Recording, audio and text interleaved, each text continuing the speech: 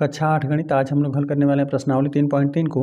इस प्रश्नावली को हल करने से पहले हम लोग चतुर्भुजों के प्रकार समझ लेते हैं, इसके बाद ही प्रश्नावली के प्रश्नों को हल करते हैं। यहाँ पर लिख दिया हमने चतुर्भुजों के प्रकार। पहला हम लोग समझ लेते हैं समलंब। समलंब चतुर्भुज क्या होता है? समलंब एक ऐसा चतुर्भुज होता है जिसमें भुजाओं का एक युग्म समांतर होता है। कह रहा है ना कि इसमें चार भुजाएं तो रहेंगी, ठीक है, चतुर्भुज रहेगा, चार भुजाओं द्वारा बंद आकृति रहेगा, इसमें सम्मुख भुजाओं का एक युग्म समांतर रहेगा। देखिए यहाँ पर ये समलंब है, ये जो आकृतियाँ बनाई गई हैं ना, ये सभी समलंब है। क्यों? क्योंकि यहाँ पर सम्मुख भुजाओं का एक युग्म समांतर है। यह वाली भुजा और यह वाली भुजा इसमें समांतर है। यहाँ पर यह जो चतुर्भुज बनाया गया इसमें यह वाली भुजा और यह वाली भुजा आपस में समांतर है। अच्छा, समांतर का मतलब क्या होता है? इसका मतलब ये होता है कि यहाँ पर जो रेखाखंड बनाया हुआ ना, इसको हम लोग आगे बढ़ाते चले जाएंगे ना, तो ये कभी आपस में प्रतिच्छेद नहीं करेंगी। इनके बीच की जो भी लंबवत दूरी रहेगी वो हमेशा बराबर रहेगी, है ना। चाहे आप यहाँ पर नापें, चाहे इन दोनों रेखाखंडों को आप आगे बढ़ाकर कहीं पर भी नापेंगे तो एक दूसरे को कभी प्रतिच्छेद नहीं करेंगे और लंबवत दूरी आपस में बराबर ही रहेगा। और यहाँ पर भी एक चतुर्भुज बनाया गया है, तो यहाँ पर देख रहे हैं सम्मुख भुजाओं का एक युग्म समांतर है। आप चाहे तो नामकरण करके भी समझ सकते हैं, जैसे यहाँ पर A B C D, A B C D, इस चतुर्भुज को हम नामकरण कर दिया। तो यहाँ पर किस प्रकार से देखेंगे, यहाँ पर ए बी भुजा और यहाँ पे सी डी आपस में समांतर है, तो इस प्रकार से आप इसको दर्शा देंगे ए बी, और ये होता है समांतर का चिन्ह, और ये हो जाएगा सी डी। जो यहाँ पे ए बी रेखाखंड है वो सी डी के समांतर है। और यहाँ पर यदि इस प्रकार से दर्शाना रहता तो यहाँ पे चतुर्भुज का नामकरण कर दीजिए, ए बी सी डी हम नामकरण कर दिया, तो यहाँ पे हो जाएगा ए बी रेखाखंड सी डी के समांतर है, तो यहाँ पर ये हो गया सी डी। यहाँ पर भी यदि नामकरण कर देंगे तो यह वाला रेखाखंड इसके समांतर हो जाएगा।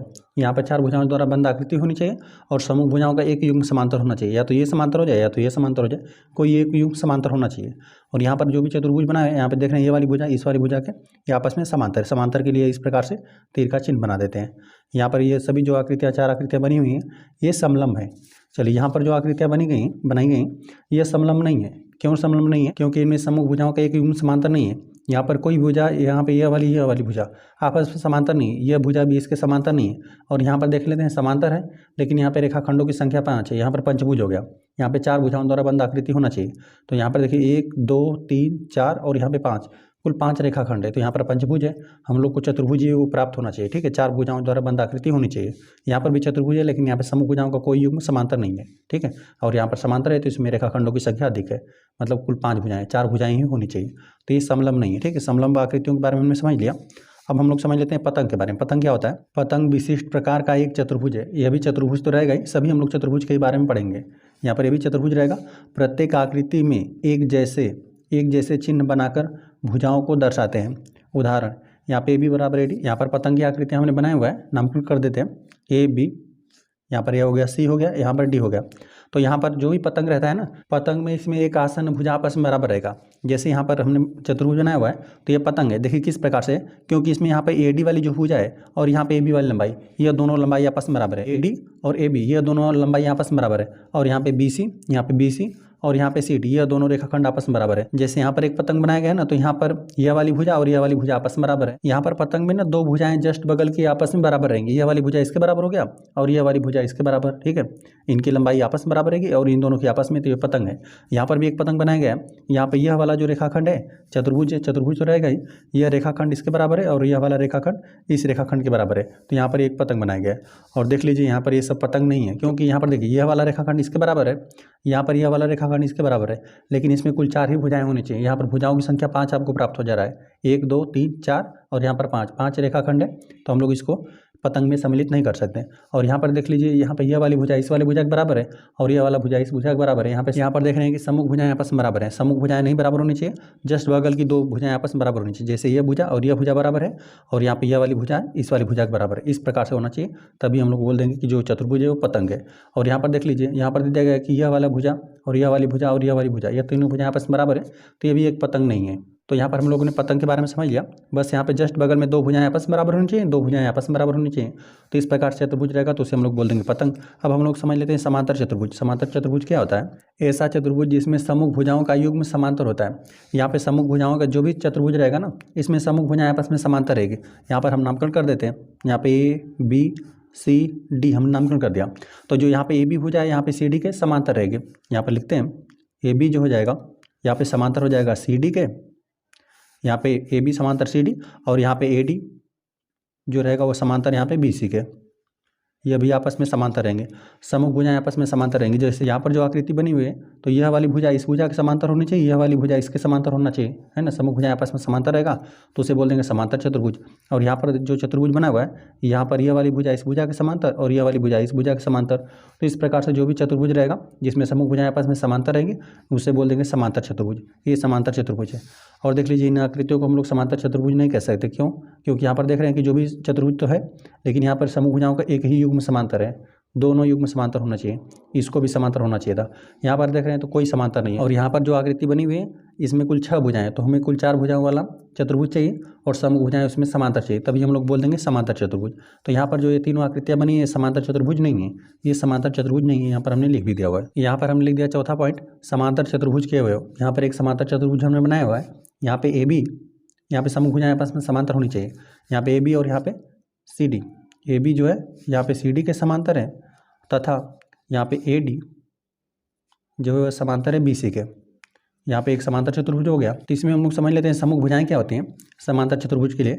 यहाँ पे सम्मुख भुजा जैसे यहाँ पर AB एक भुजा है ना, तो इसके सम्मुख मतलब नाम से ही पता चल जा रहा है कि इसके सामने, यहाँ पे इसके सामने कौन सी भुजा है, यहाँ पे CD। यहाँ पे इस CD की बात करेंगे, CD के सामने यह है और इसके सामने यह है, ठीक है। तो यहाँ पे लिख देते हैं AB और यहाँ पे CD। AB और CD आपस में सम्मुख भुजाएं हैं। चलिए ये हो गया। और ये उसी प्रकार से AD की सम्मुख भुजा कौन हो जाएगा, यहाँ पे BC, या फिर BC की सम्मुख भुजा की बात करेंगे तो AD हो जाएगा, ठीक है। ये दोनों तरफ से चलेगा। यहाँ पे CD की सम्मुख भुजा AB हो जाएगी और AB की सम्मुख भुजा CD हो जाएगा। इसी प्रकार से यहाँ पर भी लिख देते हैं AD और BC, यह दोनों भी आपस में सम्मुख भुजाएं हैं। चलिए हो गया। सम्मुख कोण हम लोग समझ लेते हैं। यहाँ पर देख लीजिए सम्मुख कोण मतलब सामने का कोण। यहाँ पे कोण A के सम्मुख कोण कौन सा कहलाएगा, यहाँ पे कोण C। यहाँ पे लिख देते हैं कोण A और कोण C आपस में सम्मुख कोण है। कोण C का सम्मुख कोण यहाँ पे कोण A हो जाएगा, कोण A का सम्मुख कोण कोण C हो जाएगा। चलिए हो गया। और यहाँ पे उसी प्रकार से यहाँ पर कोण D का कोण B हो जाएगा, कोण B और कोण D, ये दोनों कोण आपस में सम्मुख कोण है। ये हो गया। आसन्न कोण, आसन्न कोण में हम लोग उन्हीं कोणों को लेंगे जिनमें 2 कोण तो बने होने चाहिए और जस्ट बगल में रहेगा, जिसमें क्या रहेगा कि एक भुजा उभयनिष्ठ रहेगा। जैसे देखिए यहाँ पर जो कोण बन रहा है, मान लेते हैं ये कोण B की हम बात करते हैं, तो कोण B का जब हम बात करते हैं यहाँ पर कोण B बन रहा है ना, तो इन दोनों भुजाओं से बन रहा है, ठीक है। इन दोनों भुजाओं के इस्तेमाल से यहाँ पे एक कोण बन रहा है। तो अब देखिए यहाँ पे जो कोण C है, कोण C में भी इस भुजा का इस्तेमाल किया गया है, ठीक है। यहाँ पे एक भुजा उभयनिष्ठ है, यहाँ पे जब आप कोण C बना रहे हैं तभी भी इसी भुजा का आप इस्तेमाल कर रहे हैं, तो ये दोनों कोण आपस में क्या हो जाएंगे, आसन्न कोण हो जाएंगे, जस्ट बगल के। मतलब ये हो गया कि यहाँ पर जो भी दोनों कोण बने हुए ना उसमें एक भुजा उभयनिष्ठ होनी चाहिए। तो यहाँ पर जैसे कि कोण B जब बन रहा है तो यहाँ पर इस भुजा का और इस भुजा का इस्तेमाल किया जा रहा है। उसी प्रकार से जब कोण C आप बनाएंगे तो इस भुजा और इस भुजा का इस्तेमाल करेंगे, तो यहाँ पर यह वाली भुजा उभयनिष्ठ रहेगी। तो यह दोनों कोण क्या कहलाएंगे, आपस में आसन्न कोण कहलाएंगे, ठीक है। और यहाँ पे B के सापेक्ष ये भी हो जाएगा आसन्न कोण। क्यों? क्योंकि यहाँ पर इस भुजा के साथ भी ये कोण बना रहा है, ठीक है। यहाँ पे इस भुजा और इस भुजा के इस्तेमाल से ये कोण बन रहा है, कोण B। लेकिन यहाँ पर जो कोण A बन रहा है ना, तो इसमें तो ये भुजा का इस्तेमाल किया गया और साथ साथ इस भुजा का भी इस्तेमाल किया जा रहा है ना। तो जब यहाँ पे कोण A बन रहा है और जब कोण B बन रहा है, इस भुजा के इस्तेमाल से कोण A का भी निर्माण हो रहा है, कोण B का भी निर्माण हो रहा है। तो यहाँ पे यह दोनों कोण आपस में आसन्न कोण कहलाएंगे। क्यों? क्योंकि यहाँ पर एक भुजा उभयनिष्ठ है। जब एक भुजा उभयनिष्ठ रहेगी तो जो दोनों कोण रहेंगे आपस में आसन्न कोण कहलाएंगे। यहाँ पर हम लोग लिख देते हैं कोण A और यहाँ पर कोण B को हम लोग लिख देते हैं और कोण B, यह दोनों भी आपस में आसन्न कोण है, क्योंकि यहाँ पर एक भुजा उभयनिष्ठ है इन दोनों में। और यहाँ पे कोण B और कोण C भी हो जाएगा, है ना। क्योंकि यहाँ पर जब कोण B बन रहा है, कोण C बन रहा है, तो यह वाली भुजा उभयनिष्ठ है, तो यह दोनों भी बने आसन्न कोण। और यहाँ पर यह भी हो जाएगा, लिख देते हैं कोण C और कोण D भी हो जाएगा, क्योंकि इसमें यह वाली भुजा उभयनिष्ठ हो जाएगी। जब यहाँ पे C वाला कोण बनेगा और D वाला, तो इसमें यह वाला भुजा उभयनिष्ठ हो जाएगा CD। तो अब यहाँ पे ये दोनों कोण आसन्न कोण हो गए और यहाँ पर ये दोनों भी कोण आपस में आसन्न कोण है। यहाँ पे लिख देते हैं कोण A और कोण D, ठीक है। यह दोनों भी आपस में आसन्न कोण है, क्योंकि इसमें यह वाली भुजा उभयनिष्ठ है। यहाँ पे जब कोण D बन रहा है और कोण A बन रहा है, तो यहाँ पे इस भुजा का इस्तेमाल दोनों कोणों को बनाने में हो रहा है, ठीक है। तो एक भुजा उभयनिष्ठ है, तो यह दोनों कोण आपस में क्या कहलाएंगे, आसन्न कोण कहलाएंगे, जस्ट बगल में है, ठीक है। और आसन्न भुजाएं इसी प्रकार समझ लीजिए कि आसन्न भुजाएं मतलब जस्ट बगल में। यहाँ पर देखिए यहाँ पे AB भुजा है, यहाँ पर AB की आसन्न भुजा कौन सी हो जाएगा, यहाँ पे BC भी हो जाएगा और AB भुजा का आसन्न भुजा यहाँ पे AD भी हो जाएगा। इसमें एक बिंदु उभयनिष्ठ होना चाहिए, है ना। यहाँ पर जब भी यहाँ पर बनाएंगे ना, तो यहाँ पर एक शीर्ष जो रहेगा, इसमें जो बी शीर्ष है यहाँ पे इसमें भी इस्तेमाल किया जाएगा और बी शीर्ष इसमें भी इस्तेमाल किया जाएगा। तो यहाँ पे एक बिंदु उभयनिष्ठ होता है, तो वे दोनों आपस में जो भी भुजाएं रहती हैं वह आसन्न भुजाएं कहलाती हैं। और जो यहाँ पर ए शीर्ष है, तो यहाँ पर इस भुजा के लिए भी है और इस भुजा के लिए भी है ए शीर्ष, तो यहाँ पर यह दोनों भी भुजाएं क्या हो जाएंगी, आपस में आसन्न भुजाएं हो जाएंगी। इसी प्रकार से यह और यह भी हो जाएगा आपस में आसन्न भुजा, क्योंकि इसमें एक बिंदु उभयनिष्ठ रहेगा। और यहाँ पर यह वाली भुजा और यह वाली भुजा भी आपस में आसन्न भुजाएं कहलाएंगी। चलिए इसको हम लोग नोट कर देते हैं, लिख देते हैं ए बी और यहाँ पे बी सी को लिख देते हैं ए बी और बी सी। यह दोनों रेखाखंड कह लीजिए, क्योंकि इनकी हम लोग लंबाई माप ही देंगे, है ना। यहाँ पे रेखाखंड कह लीजिए या भुजा कह लीजिए। तो यहाँ पे यह दोनों आपस में आसन्न भुजाएं हैं। और यहाँ पे बी सी और यहाँ पे सी डी लिख देते हैं, बी सी और सी डी हो जाएगा। इसी प्रकार से यहाँ पे सी डी और ए डी लिख दीजिए, लिख देते हैं सी डी और ए डी। और एक अंतिम हम लोग लिख देते हैं ए डी और ए बी, ए डी और ए बी।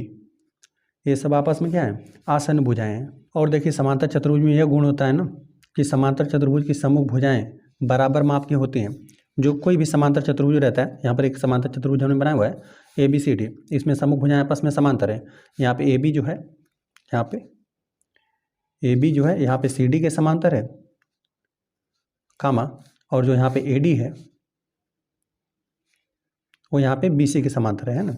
ए डी और यहाँ पे बी सी आपस में समांतर है। तो यह हम लोग किस प्रकार से कहेंगे कि यहाँ पर सम्मुख भुजाएं आपस में बराबर होती हैं। देखिए आपको सीधे यह करना है कि ए बी और यहाँ पे सी डी आपस में बराबर है, और यहाँ पे बी सी और ए डी यह दोनों आपस में बराबर है। देखिए एक समांतर चतुर्भुज ए बी सी डी में ए सी एक विकर्ण है। यहाँ पर ए सी एक विकर्ण को खींच दिया गया। इस समांतर चतुर्भुज के लिए ए सी एक विकर्ण है और यहाँ पे कोण 1 बराबर यहाँ पे कोण 2। जो समांतर चतुर्भुज का पहले कोण था, पहले यहाँ से यहाँ तक पूरा कोण रहेगा, कोण सी यहाँ तक था, लेकिन हमने विकर्ण को खींच दिया तो यहाँ पे कोण जो था वो 2 भागों में बढ़ गया। तो एक भाग यहाँ पर है और एक भाग यहाँ पर है। और इसी प्रकार से यहाँ पर भी कोण ये बढ़ गया, यहाँ पर एक यहाँ पर और यहाँ पर कोण 4 हमने नामकरण कर दिया, 1 2 3 4 इस प्रकार से हमने नामकरण कर दिया। तो यहाँ पे देखिए कोण 1 और कोण 2 यह दोनों कोण आपस में बराबर होंगे। एकांतर अंतः कोण से यहाँ पे कोण 1 और कोण 2 बराबर हो जाएगा और कोण 3 और कोण 4 बराबर हो जाएगा। जब दो रेखाएं समांतर रहती हैं, कोई तिर्यक रेखा यदि प्रतिच्छेद करती है तो एकांतर अंतः कोण आपस में बराबर होता है। देखिए यहाँ पर दो, यहाँ पे ए बी और यहाँ पे सी डी आपस में पहले ही समांतर है, और एक यहाँ पर आपने तिर्यक रेखा खींच दिया। जब तिर्यक रेखा खींचा तो यहाँ पर एकांतर अंतः कोण आपस में बराबर होता है, यह वाला भी और साथ साथ यह वाली भुजा भी आपस में बराबर ही है ना। तो यहाँ पे यह वाला कोण यहाँ पर इस भुजा के सापेक्ष यह तिर्यक रेखा हो जाएगा, तो यह वाला कोण इस वाले कोण के बराबर हो जाएगा, कोण 3 बराबर कोण 4 हो जाएगा। इसके बारे में हम लोगों ने पिछली क्लास में पढ़ा हुआ है। इस प्रकार से दो रेखाएं यदि समांतर हैं, एक तिर्यक रेखा प्रतिच्छेद करे, इस प्रकार से हमने कोण यहाँ पर नामकरण कर दिया 1 2 3 4 5 6 7 8। इस प्रकार से कुल 8 कोण बनता है जब दो समांतर रेखाओं को एक तिर्यक रेखा प्रतिच्छेद करती है तब। तो यहाँ पर हमने कुल 8 कोण बना। और यहाँ पर देखिए अंतः कोण किन किन कोणों को बोल देंगे, जो यहाँ पे समांतर रेखाओं के अंदर के जो कोण है, यहाँ पे कोण 3 4 5 6, यहाँ पे कोण 3, कोण यहाँ पे 4, कोण यहाँ पे 5 रहेगा, कोण 5 और कोण 6, ये सभी ये चारों कोण क्या है, अंतः कोण है। जो यहाँ पे दो समांतर रेखाओं के बीच के जो भी कोण रहते हैं ना, 4 अंतः हो गया और 4 यहाँ पे बाह्य कोण हो गया, जो बाहर के कोण है। यहाँ पे 1 2 और यहाँ पे 7 8, यहाँ पे कोण 1 कोण 2 यह बाह्य कोण है, और कोण 7 और कोण 8 यह भी बाह्य कोण है। अब देखिए जब भी दो रेखाएं समांतर होती हैं ना, तो यहाँ पे एकांतर अंतः कोण बराबर होता है। एकांतर अंतः कोण मतलब यहाँ पे देखिए, यहाँ पे दोनों रेखाएं आपस में समांतर हैं, तो यहाँ पर जो कोण बन रहा है और यहाँ पर जो कोण बन रहा है यही एकांतर अंतः कोण कहलाते हैं। यह वाला कोण और यह वाला कोण आपस में बराबर रहेगा। कोण 3 बराबर हो जाएगा कोण 5 के। हम लोग बराबर इसलिए कर रहे हैं क्योंकि पहले से ही दो रेखाएं आपस में समांतर हैं। समांतर जब दो रेखाएं रहती है तो एकांतर अंतः कोण बराबर रहते हैं। कोण 3 बराबर हो गया कोण 5 के, ठीक है, यह हो गया। और उसी प्रकार से यहाँ पे कोण 4 जो है इस बराबर रहेगा यहाँ पे कोण 4 बराबर कोण 6 लिख देते हैं। कोण 4 बराबर हो जाएगा कोण 6, ठीक है। एकांतर अंतः कोण बराबर होते हैं, साथ साथ एकांतर बाह्य कोण भी बराबर रहते हैं। देखिए जो यहाँ पे कोण 2 बन रहा है ना, यहाँ पे कोण 8 के बराबर होगा, यह एकांतर बाह्य कोण है। तो यहाँ पर यह हो गया 2 और कोण 8, इसको भी हम लोग लिख देते हैं। कोण 2 बराबर कोण 8 हो गया, एकांतर बाह्य कोण। और इस प्रकार से यहाँ पे कोण 1 जो बनता है, यहाँ पे कोण 7 के बराबर रहता है। यहाँ पे लिख देते हैं कोण 1 बराबर हो गया कोण 7 के, यह है एकांतर बाह्य कोण। और देखिए तिर्यक रेखा के एक ही ओर बने अंतः कोणों का योगफल, या अंतः कोण रहे या बाह्य कोण रहे, उनका योगफल 180 अंश होता है। इसके बारे में हम लोगों ने पढ़ा हुआ है। यहाँ पे कोण 3 और यहाँ पे कोण 6, कोण 3 और कोण 6 का योगफल कितना हो जाएगा, क्योंकि यह तिर्यक रेखा जो है यह तिर्यक रेखा के एक ही ओर बने अंतःकोण है। तो कोण 3, यहाँ पे जो कोण 3 है और कोण 6, इन दोनों का योगफल कितना 180 अंश। यहाँ पे लिख देते हैं कोण 3 और प्लस कोण 6, इनका योगफल 180 अंश रहेगा। साथ ही साथ यहाँ पे कोण 4 और कोण 5, यहाँ पर यह भी तिर्यक रेखा के एक ही ओर बने अंतःकोण है, इनका भी योगफल 180 अंश रहेगा। कोण 4 और प्लस कोण 5, इसका भी योगफल 180 अंश। साथ ही साथ जो तिर्यक रेखा के एक ही ओर बने बाह्य कोण है ना, उनका भी योगफल 180 अंश रहेगा। जो यहाँ पे कोण 2 बन रहा है और यहाँ पर जो कोण 7 बन रहा है, इन दोनों का भी योगफल 180 अंश रहेगा। लिख देते हैं कोण 2 और प्लस कोण 7, इसका भी योगफल 180 अंश। और यहाँ पर यह हो गया। और तिर्यक रेखा के एक ही ओर बने बाह्य कोण यह भी है, कोण 1 और कोण 8, इन दोनों का भी योगफल 180 अंश रहेगा। कोण 1 और प्लस कोण 8, इनका भी योगफल 180 अंश, ये हो गया। साथ साथ संगत कोण भी आपस में बराबर रहते हैं। जैसे यहाँ पर कुल 4 जो कोण बना है ना, तो यहाँ पे इनके संगत जो भी चारों कोण है ये आपस में बराबर होते हैं। देखिए यहाँ पे कोण 1 के संगत कोण कौन सा बनेगा, कोण 5 बनेगा। कोण 1 और 5 आपस में बराबर रहेंगे, ठीक है। चलिए संगत कोण के लिए हम लोग यहीं पे लिख देते हैं। जो कोण 1 होगा वह कोण 5 के बराबर रहेगा। कोण 1 बराबर कोण 5 हो जाएगा, ये संगत कोण आपस में बराबर होते हैं। कोण 2 बराबर यहाँ पे कोण 6 हो जाएगा। कोण 2 बराबर यहाँ पे कोण 6 हो गया यह कोण। और यहाँ पे कोण जो 3 है वो कोण 7 के बराबर रहेगा, है ना, यह आपस में संगत कोण है। कोण 3 बराबर यहाँ पे कोण 7 हो गया, ये संगत कोण है। यहाँ पे कोण जो 4 है वह कोण 8 के बराबर रहेगा। कोण 4 बराबर वो रहेगा कोण 8 के, ठीक है। इसी प्रकार से था सब कुछ। हमने यहाँ पे जब भी दो रेखाएं आपस में समांतर रहेगी, एक तिर्यक रेखा प्रतिच्छेद करेगी, तो यहाँ पे इन सबको हम लोगों ने समझ लिया कि एकांतर अंतःकोण बराबर रहते हैं, एकांतर बाह्य कोण बराबर रहता है। साथ ही साथ तिर्यक रेखा के एक ही ओर बने अंतःकोणों का योगफल 180 अंश होता है। साथ साथ संगत कोण भी आपस में बराबर रहते हैं। संगत कोण के लिए हमने यहाँ पर बनाकर आपको दिखाया, ठीक है। कोण 1 कोण 5 के बराबर, कोण 2 यहाँ पे कोण 6 के बराबर, कोण 3 कोण 7 के बराबर, कोण 4 कोण 8 के बराबर, ठीक है। तो इस प्रकार से जब भी दो रेखाएं समांतर रहती हैं, एक तिर्यक रेखा प्रतिच्छेद करती हैं, तो ये सभी नियम लागू होते हैं। तो यहाँ पे समांतर चतुर्भुज ABCD था, AC हमने विकर्ण खींचा। इस प्रकार से कुल 4 कोणों का निर्माण हुआ था। तो यहाँ पे कोण 1 और कोण 2 बराबर, कोण 3 और कोण 4 बराबर। क्यों बराबर था, क्योंकि यहाँ पर एकांतर अंतःकोण बराबर होगा। लिख देते हैं हम लोग एकांतर अंतःकोण। जब भी दो रेखाएं आपस में समांतर रहेगी, क्योंकि यहाँ पर AB और यहाँ पे CD समांतर था, तो यहाँ पे यह वाला कोण और यह वाला कोण आपस में बराबर हो गया। और यहाँ पे BC और AD भी आपस में समांतर ही है, तो यहाँ पे यह वाला कोण और यह वाला कोण एकांतर कोण हो जाएगा। एकांतर अंतःकोण से यह दोनों कोण आपस में बराबर हो जाएंगे, ठीक है। तो इसलिए हमने कोण 1 बराबर कोण 2 कर दिया, कोण 3 बराबर कोण 4 कर दिया। आगे हमने लिख दिया क्योंकि त्रिभुज ABC और ADC में, यहाँ पर देखिए कुल 2 त्रिभुजों में जो समांतर चतुर्भुज था कुल 2 त्रिभुजों में बढ़ गया। जब यहाँ पर आपने विकर्ण खींचा था तब, है ना, जब यहाँ पे AC आपने विकर्ण खींचा तो यहाँ पर एक त्रिभुज ये मिला, एक त्रिभुज ये मिला, जो कि यहाँ पे ABC है और ADC है, यह 2 त्रिभुज है। अब इन दोनों त्रिभुजों में यहाँ पे कोण 1 बराबर कोण 2, यहाँ पे यह अलग त्रिभुज हो गया, यह अलग त्रिभुज हो गया। इसमें कोण 1 बराबर और यहाँ पे कोण 1 कोण 2, ये दोनों कोण आपस में बराबर हैं। कोण 3 और कोण 4 आपस में बराबर हैं। और AC उभयनिष्ठ है, इसलिए जो AC है यही आपका विकर्ण है। तो यहाँ पे 2 त्रिभुजों में समांतर चतुर्भुज बट गया है। तो यहाँ पे जो AC है, AC भुजा इसके लिए भी होगा, त्रिभुज के लिए भी, इस त्रिभुज के लिए ADC त्रिभुज के लिए भी होगा एक भुजा, और यहाँ पे ABC त्रिभुज के लिए भी एक भुजा हो जाएगा जो AC है। तब यहाँ पे एंगल साइड एंगल सर्वांग समता कसौटी द्वारा, जो यहाँ पे एंगल साइड एंगल यहाँ पे सर्वांग समता नियम लग रहा है ना, जब आप 2 त्रिभुजों को खींचेंगे ना, उसके यहाँ पे देखिए एंगल ये हो गया साइड, ये हो गया एंगल। यदि हिंदी में लिखना रहेगा तो हम इस प्रकार से इसको लिख देते हैं। एंगल मतलब यहाँ पे कोण, भुजा, कोण सर्वांग समता इसे बोलते हैं। यहाँ पे 2 कोण आपस में बराबर रहेंगे, उनके बीच की भुजा बराबर रहेगी, तो यहाँ पे बोल देते हैं उसे एंगल साइड एंगल सर्वांग समता कसौटी द्वारा। यहाँ पे दोनों त्रिभुज आपस में सर्वांग सम हो जाएंगे। जो यहाँ पे ABC त्रिभुज है और यहाँ पे यह सर्वांग सम का चिन्ह है, मतलब जो भी 2 त्रिभुज बने हुए हैं वह एकदम से बराबर हैं। यदि इस त्रिभुज को हम लोग इस त्रिभुज के ऊपर रखेंगे तो एक दूसरे को पूरी तरह से वो ढक लेगा। देखिए एक होता है समरूप आकृतियाँ, यहाँ पर हम बनाते हैं समरूप आकृतियाँ क्या होती हैं। मान लेते हैं आपने 2 त्रिभुज बना दिया, इस प्रकार से एक छोटा सा त्रिभुज बना दिया और यहाँ पे एक आपने बड़ा सा त्रिभुज बना दिया। लेकिन यहाँ पे ना मान लेते हैं यह सभी 2-2 सेंटीमीटर के, ये सभी 2-2 सेंटीमीटर की भुजाएं हैं, और यहाँ पे सब 4-4 सेंटीमीटर का भुजा हो गया, सब 4-4 सेंटीमीटर का हो गया। और लेकिन यहाँ पे कोण आपस में बराबर रहेगा। यहाँ पर यह कोण 60 अंश, यह भी तीनों कोण आपस में 60-60 अंश रहेंगे, और यह भी तीनों कोण आपस में 60-60 अंश रहेंगे। तो यहाँ पर यह जो दोनों आकृतियाँ हैं ना, ये समरूप आकृतियाँ हैं, दोनों समरूप आकृतियाँ हैं। जैसे यहाँ पर एक हमने छोटा सा वृत्त बना दिया और एक बड़ा सा वृत्त बना दिया, तो यह दोनों भी क्या कहलाएगा, आपस में समरूप ही कहलाएगा। तो समरूप आकृतियाँ उन आकृतियों को बोलते हैं जिनमें यहाँ पर यदि मान लेते हैं त्रिभुज के हिसाब से हम लोग बात कर लेते हैं, तो यहाँ पे कोण आपस में बराबर होने चाहिए और साथ साथ उनके भुजाओं का अनुपात समान अनुपात में कम और अधिक होना चाहिए, ठीक है। यहाँ पर भुजाओं का भी अनुपात बराबर होना चाहिए। यहाँ पर जैसे 2/4 यहाँ पे इसको इसके यहाँ पर ABC यदि हम लोग नामकरण कर देंगे, और चलिए यहाँ पर हम लोग कुछ और नामकरण कर देते हैं, यल, यम और यन हमने नामकरण कर दिया। तो यहाँ पे AB के जो सापेक्ष भुजा है यहाँ पे यल यम, यहाँ पे इनका अनुपात जो बराबर रहेगा, और इस भुजा का भी ले लेंगे तभी भी अनुपात बराबर रहेगा, इस भुजा को ले लेंगे तभी भी अनुपात बराबर रहेगा। तो यहाँ पे कोण तो एकदम बराबर होना चाहिए, साथ साथ भुजाओं का अनुपात बराबर होना चाहिए। तो वे आकृतियाँ आपको समरूप कहलाती हैं। और लेकिन जो सर्वांगसम होता है ना,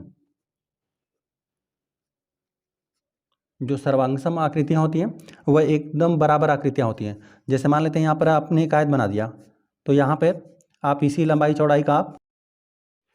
चौड़ाई का आप आयत बनाएंगे जो कि एक दूसरे को पूरी तरह से ढक लेगा, ठीक है। यह आकृति आपको सर्वांगसम आकृतियाँ रहेंगी। साथ साथ इसमें सभी कोण भी बराबर रहेंगे और सभी भुजा भी आपस में बराबर रहेगा। ये होता है सर्वांगसम आकृति। मान लेते हैं एक आपने त्रिभुज बना दिया, यह त्रिभुज है और यहाँ पर यह त्रिभुज है, तो यहाँ पर जो भी संगत भुजा रहेगा, संगत भुजाएं आपस में बराबर रहेंगी, साथ साथ संगत कोण भी बराबर रहेगा। तो इन आकृतियों को बोल देते हैं सर्वांगसम। तो यहाँ पर यह हो जाएगा जो त्रिभुज ABC आपका बना, जो यहाँ पे ABC जो यह त्रिभुज है, और जो यहाँ पे CDA और जो यहाँ पे CDA, यह जो दोनों त्रिभुज हैं ये आपस में क्या है, सर्वांगसम है। यदि एक त्रिभुज को उठाकर हम लोग दूसरे त्रिभुज पर रख देंगे ना, तो एक दूसरे को पूरी तरह से यह ढक लेगा। और सर्वांगसम त्रिभुजों को लिखते समय आप इस बात का ध्यान में रखते हैं कि जो भी संगत बराबर कोण रहते हैं उसको साथ में लिखते हैं, और जो संगत भुजाएं रहती हैं बराबर उनको साथ में लिखते हैं। जैसे यहाँ पर देखिए कोण, यहाँ पे जैसे ABC त्रिभुज हो गया और यहाँ पे CDA, यह दोनों त्रिभुज सर्वांगसम हो गए। तो जो यहाँ पर कोण A पर बनेगा वो कोण C पर, यह दोनों कोण आपस में बराबर रहेंगे, ठीक है। जो यहाँ पर कोण A बन रहा है ना, और जो यहाँ पर कोण बन रहा है, यह दोनों कोण आपस में बराबर हो जाएगा। और B और D, जो यहाँ पर B कोण बनेगा, यह वाला कोण इस वाले कोण के बराबर हो जाएगा, B और D। जब आप दो त्रिभुजों को सर्वांगसम दिखा देंगे ना, तो यहाँ पर जैसे ABC जो यहाँ पर बीच में कोण बना है B ना, वह, और जो यहाँ पर बन रहा है यहाँ पे CDA जो यहाँ पर कोण बना है, यह दोनों कोण आपस में बराबर हो जाएंगे। साथ ही साथ AB भुजा यहाँ पे CD भुजा के बराबर हो जाएगी, और यहाँ पे जो BC भुजा है वो यहाँ पे DA या AD भुजा के आपस में बराबर हो जाएगा। और पहला और लास्ट को एक बार ले लेंगे, AC भुजा यहाँ पे AC के बराबर हो जाएगा, ठीक है। वो स्वयं के बराबर तो रहेगा ही, और साथ साथ संगत कोण भी आपस में बराबर हो जाएंगे, है ना। जो यहाँ पर कोण A पर बन रहा है, मतलब कोण A के लिए किस प्रकार से आप लिखेंगे, यहाँ पे CAB या BAC लिख दीजिए, और जो यहाँ पर कोण बन रहा है यहाँ पे ACD या DCA, इस प्रकार से जो दोनों कोण रहेंगे आपस में बराबर रहेंगे। जो यहाँ पर कोण बनेगा, तो यहाँ पे BAC देख लीजिए, B हो गया, फिर A हो गया, C, मतलब यही कोण की बात हो रहा है, कोण A की बात हो रहा है। और यहाँ पर जो कोण बना है C, इसको इस प्रकार से पढ़ेंगे आप, DCA, इस कोण के बराबर रहेगा। तो यहाँ पर ये होगा D और C और A, यह दोनों कोण आपस में बराबर हो जाएंगे। इसी प्रकार से आप यदि B का ज्ञात करना रहेगा तो B और D आपस में बराबर हो जाएगा कोण, जो ABC कोण है। या फिर इस प्रकार से भी इसको कर सकते हैं, CDA या ADC भी कर सकते हैं। यहाँ पर जो कोण बनेगा इस वाले कोण के आपस में बराबर रहेगा, उसी प्रकार से यह वाला कोण यह इस कोण के आपस में बराबर रहेगा। और साथ साथ भुजाएं भी, AB भुजा यहाँ पे CD के बराबर, और जो BC भुजा है वह यहाँ पे AD के बराबर, जो BC भुजा है वह AD भुजा के बराबर हो जाएगा। और पहले और लास्ट ले लेंगे AC और AC, ये तो स्वयं के बराबर रहेगा ही। तब यहाँ पे लिख दिया गया कि AB बराबर यहाँ पे CD या DC कर दीजिए, यह दोनों भुजाएं आपस में बराबर हो जाएंगी। AB जो भुजा है, AB भुजा और यहाँ पे DC भुजा, यह दोनों भुजा आपस में बराबर, और BC और AD बराबर, यहाँ पे BC और AD बराबर। यहाँ पे इसी को देखकर आप बता रहे हैं, यहाँ पे AB जो भुजा है यहाँ पे ये CD के बराबर हो जाएगी, और जो यहाँ पे BC है, जो यहाँ पे दो लास्ट के हैं, यहाँ पे BC और यहाँ पे DA के बराबर या AD कर लीजिए, यह दोनों भुजाएं आपस में बराबर हो जाएगा। क्यों बराबर है, यह संगत भुजा से, जब दो त्रिभुज आपस में सर्वांगसम हो जाएंगे तो संगत भुजाएं और संगत कोण आपस में बराबर हो जाते हैं। तो इसमें आपने ये देखा कि कोई भी समांतर चतुर्भुज रहेगा तो उसमें सम्मुख भुजाएं आपस में बराबर रहती हैं, ठीक है। सम्मुख भुजाओं का जो भी युग्म रहता है वो आपस में बराबर होता है। चलिए यहाँ पर आपको करके भी दिखाते हैं। यहाँ पर पेपर को हमने समांतर चतुर्भुज की तरह काट लिया हुआ है, और यहाँ पर हमने नामकरण कर दिया है ABCD, जैसे यहाँ पर नामकरण था। और यहाँ पर हम लोग विकर्ण इसको खींच देते हैं, यहाँ पे इस प्रकार से हमने खींच दिया। जो विकर्ण था विकर्ण को हमने खींच दिया, और साथ साथ जैसे नामकरण दिया हुआ है वैसे हम लोग नामकरण भी कर लेते हैं। देखिए यहाँ पर हमने नामकरण कर दिया था 2, ठीक है, 2 नामकरण किया था। यहाँ पर हमने नामकरण कर दिया था 3, और इस कोण का हमने नामकरण कर दिया था 4, और इस कोण का हमने नामकरण कर दिया था 1, ठीक है। आपको हम यहाँ पे सिद्ध करके आपको दिखाते हैं। यहाँ पर विकर्ण से हम लोग इसको 2 त्रिभुजों में बांट देते हैं ना, विकर्ण को हम लोग यहाँ पे काट देते हैं, ठीक है। जब काटेंगे तो 2 बराबर भागों में बढ़ जाएगा, ठीक है। यहाँ पर हम काट के आपको दिखाते हैं किस प्रकार से आपका जो भी समांतर चतुर्भुज के लिए जब हम लोग विकर्ण खींचते हैं तो 2 सर्वांगसम त्रिभुजों में वो बढ़ जाता है। इससे आपको ये पता चलता है कि जो सम्मुख भुजाएं रहती हैं समांतर चतुर्भुज में आपस में बराबर रहती हैं, ठीक है। यहाँ पे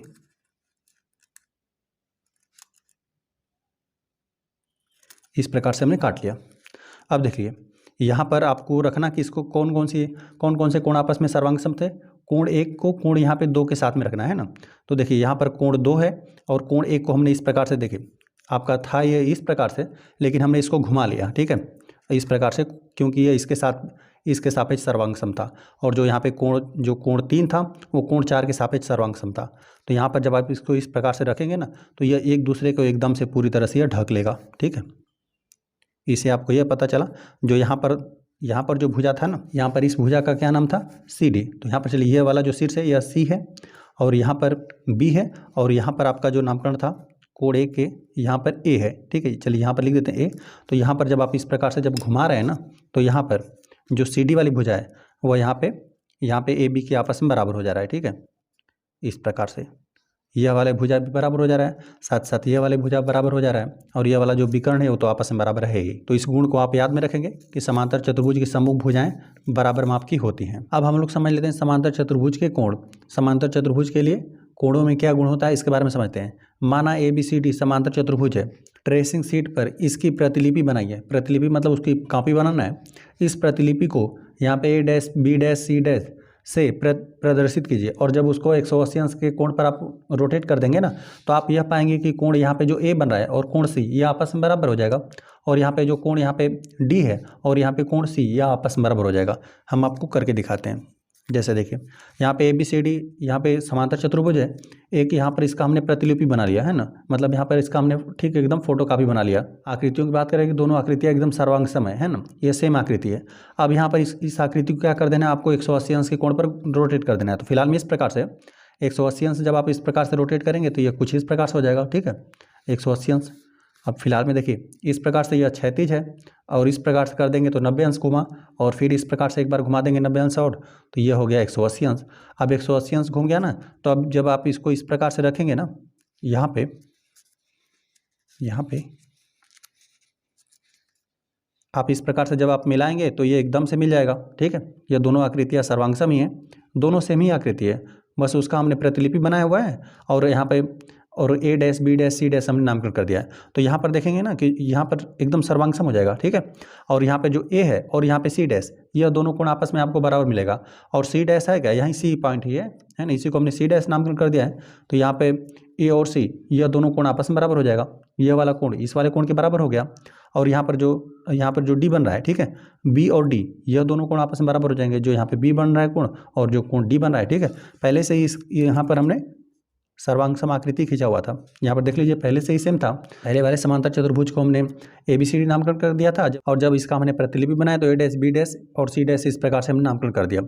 और जब यहाँ पर हम लोग 180 अंश इसको रोटेट कर रहे हैं तब यहाँ पर हम लोग संगत कोण किसको बराबर पा रहे हैं, A और C कोण बराबर हो जाएगा। और यहाँ पर भी आप पाएंगे इस प्रकार से A और C है ना, मतलब यह है कि A और C कोण आपस में बराबर है और यहाँ पे B और D ये दोनों कोण आपस में बराबर है। तो इस गुण को आप याद में रखेंगे कि इसमें सम्मुख कोण आपस में बराबर होते हैं। यहाँ पे गुण हमने लिख दिया, गुण समांतर चतुर्भुज के सम्मुख कोण बराबर माप के होते हैं, ठीक है, और हमने आपको करके भी दिखाया। और एक गुण आप इसको भी याद रखेंगे कि समांतर चतुर्भुज के आसन्न कोण संपूरक होते हैं। संपूरक मतलब उन कोणों का योगफल 180 अंश होता है। यहाँ पर किन्हीं भी दो कोणों को आप ले लीजिए। आसन्न कोणों को हमने बताया था, आसन्न कोण कौन था, जस्ट बगल वाला कोण, यहाँ पे यह कोण और यह कोण, क्योंकि यह भुजा उभयनिष्ठ है इन दोनों कोणों के लिए। तो यहाँ पे C और D हो जाएगा आपस में आसन्न कोण, और यहाँ पे C और D हो गया, यहाँ पे B और C हो जाएगा क्योंकि इसमें यह भुजा उभयनिष्ठ है। इसी प्रकार से A भी हो जाएगा आपस में आसन्न कोण, यह वाला कोण और यह कोण आसन्न कोण है।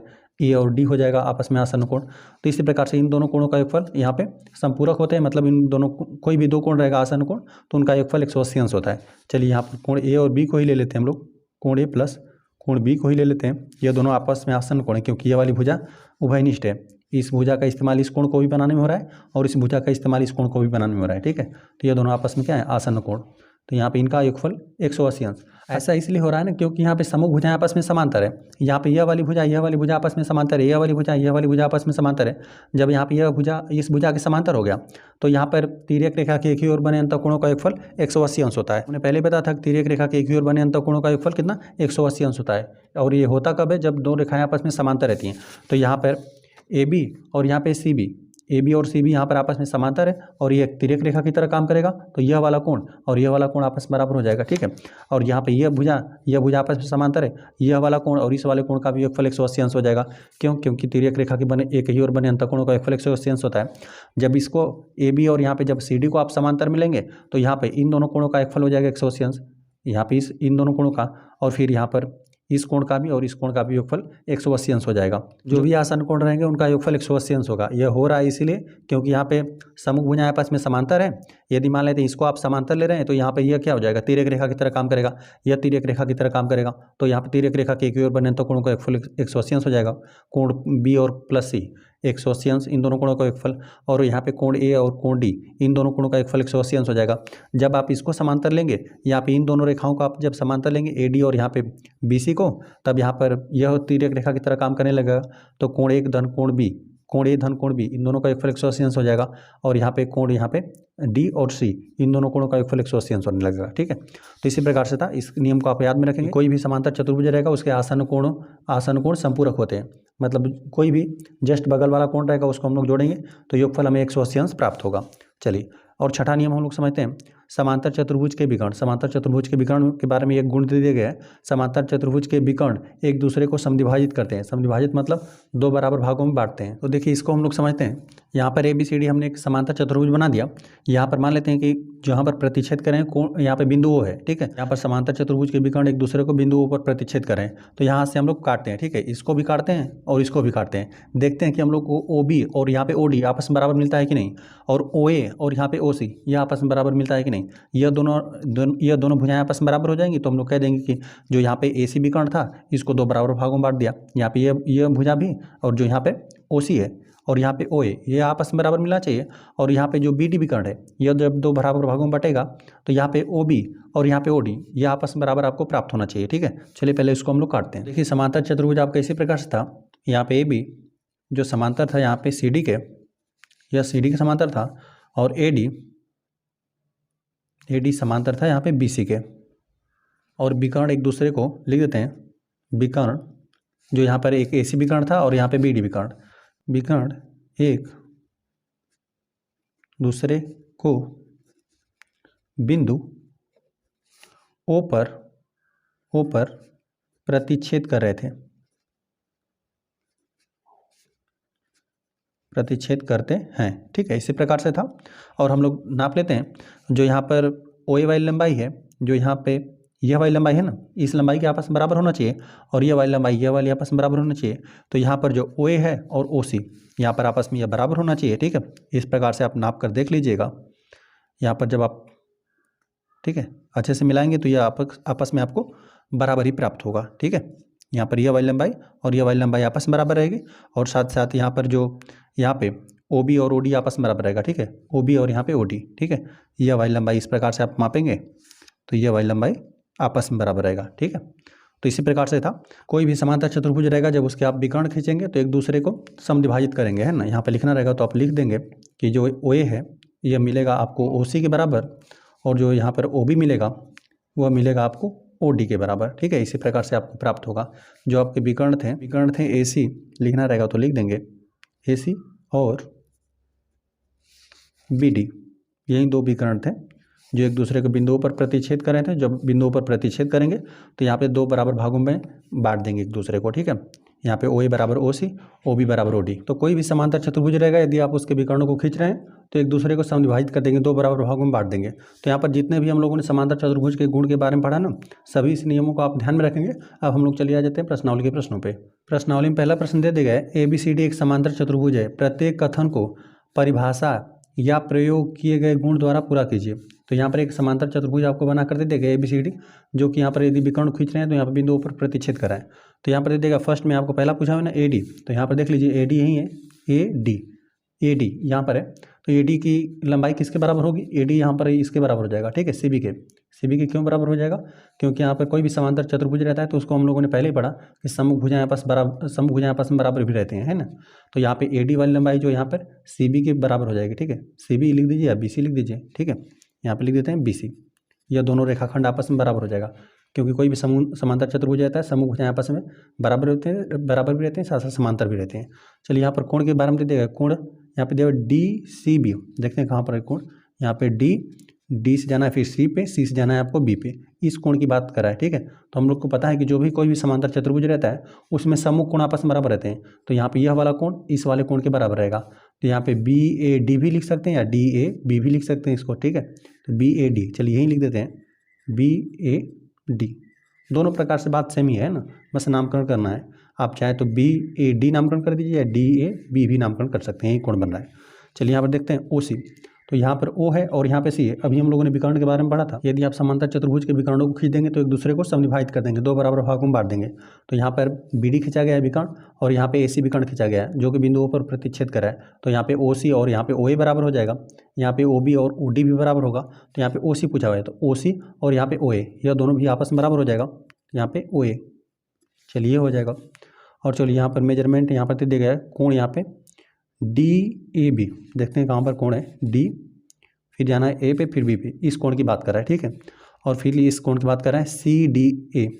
तो यहाँ पे C हो गया, C से जाना है D पे, D से जाना है A पे, इन दोनों कोणों की चर्चा कर रहा है।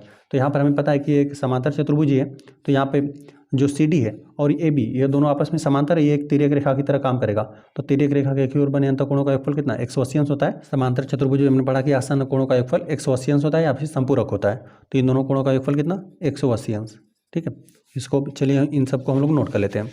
यहाँ पे फर्स्ट के लिए यहाँ पे AD बराबर आपने BC लिखा ना, तो BC आपने क्यों लिखा, यहाँ पे साथ साथ इसका कारण भी आपको लिखना है। तो समांतर चतुर्भुज में सम्मुख भुजाएं आपस में बराबर रहती हैं, लिख देते हैं सम्मुख भुजाएं बराबर होती है। ठीक है, यह हो गया। और यहाँ पे सेकंड प्रश्न के लिए आपको दे दिया गया था DCB, D और फिर C और B, यह वाले कोण की बात पूछा था। तो यहाँ पे यह वाला कोण इस कोण के बराबर हो जाएगा, है ना। तो यहाँ पे BAD लिख देते हैं क्योंकि सम्मुख कोण आपस में बराबर रहते हैं। तो यहाँ पे यह वाला कोण इस वाले कोण के बराबर हो जाएगा। तो यहाँ पर इसको चलिए BAD ही लिख देते हैं, कोण यहाँ पे BAD मिला, क्योंकि यहाँ पे लिख देते हैं समांतर चतुर्भुज में सम्मुख कोण बराबर रहते हैं। यहाँ पे सम्मुख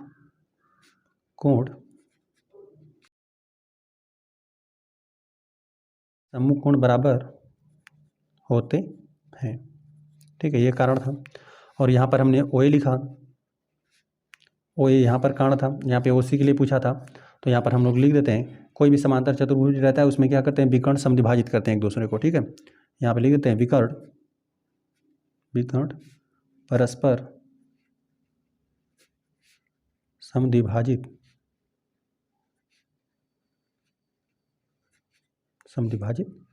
करते हैं। ठीक है, यह हो गया यहाँ पे कारण।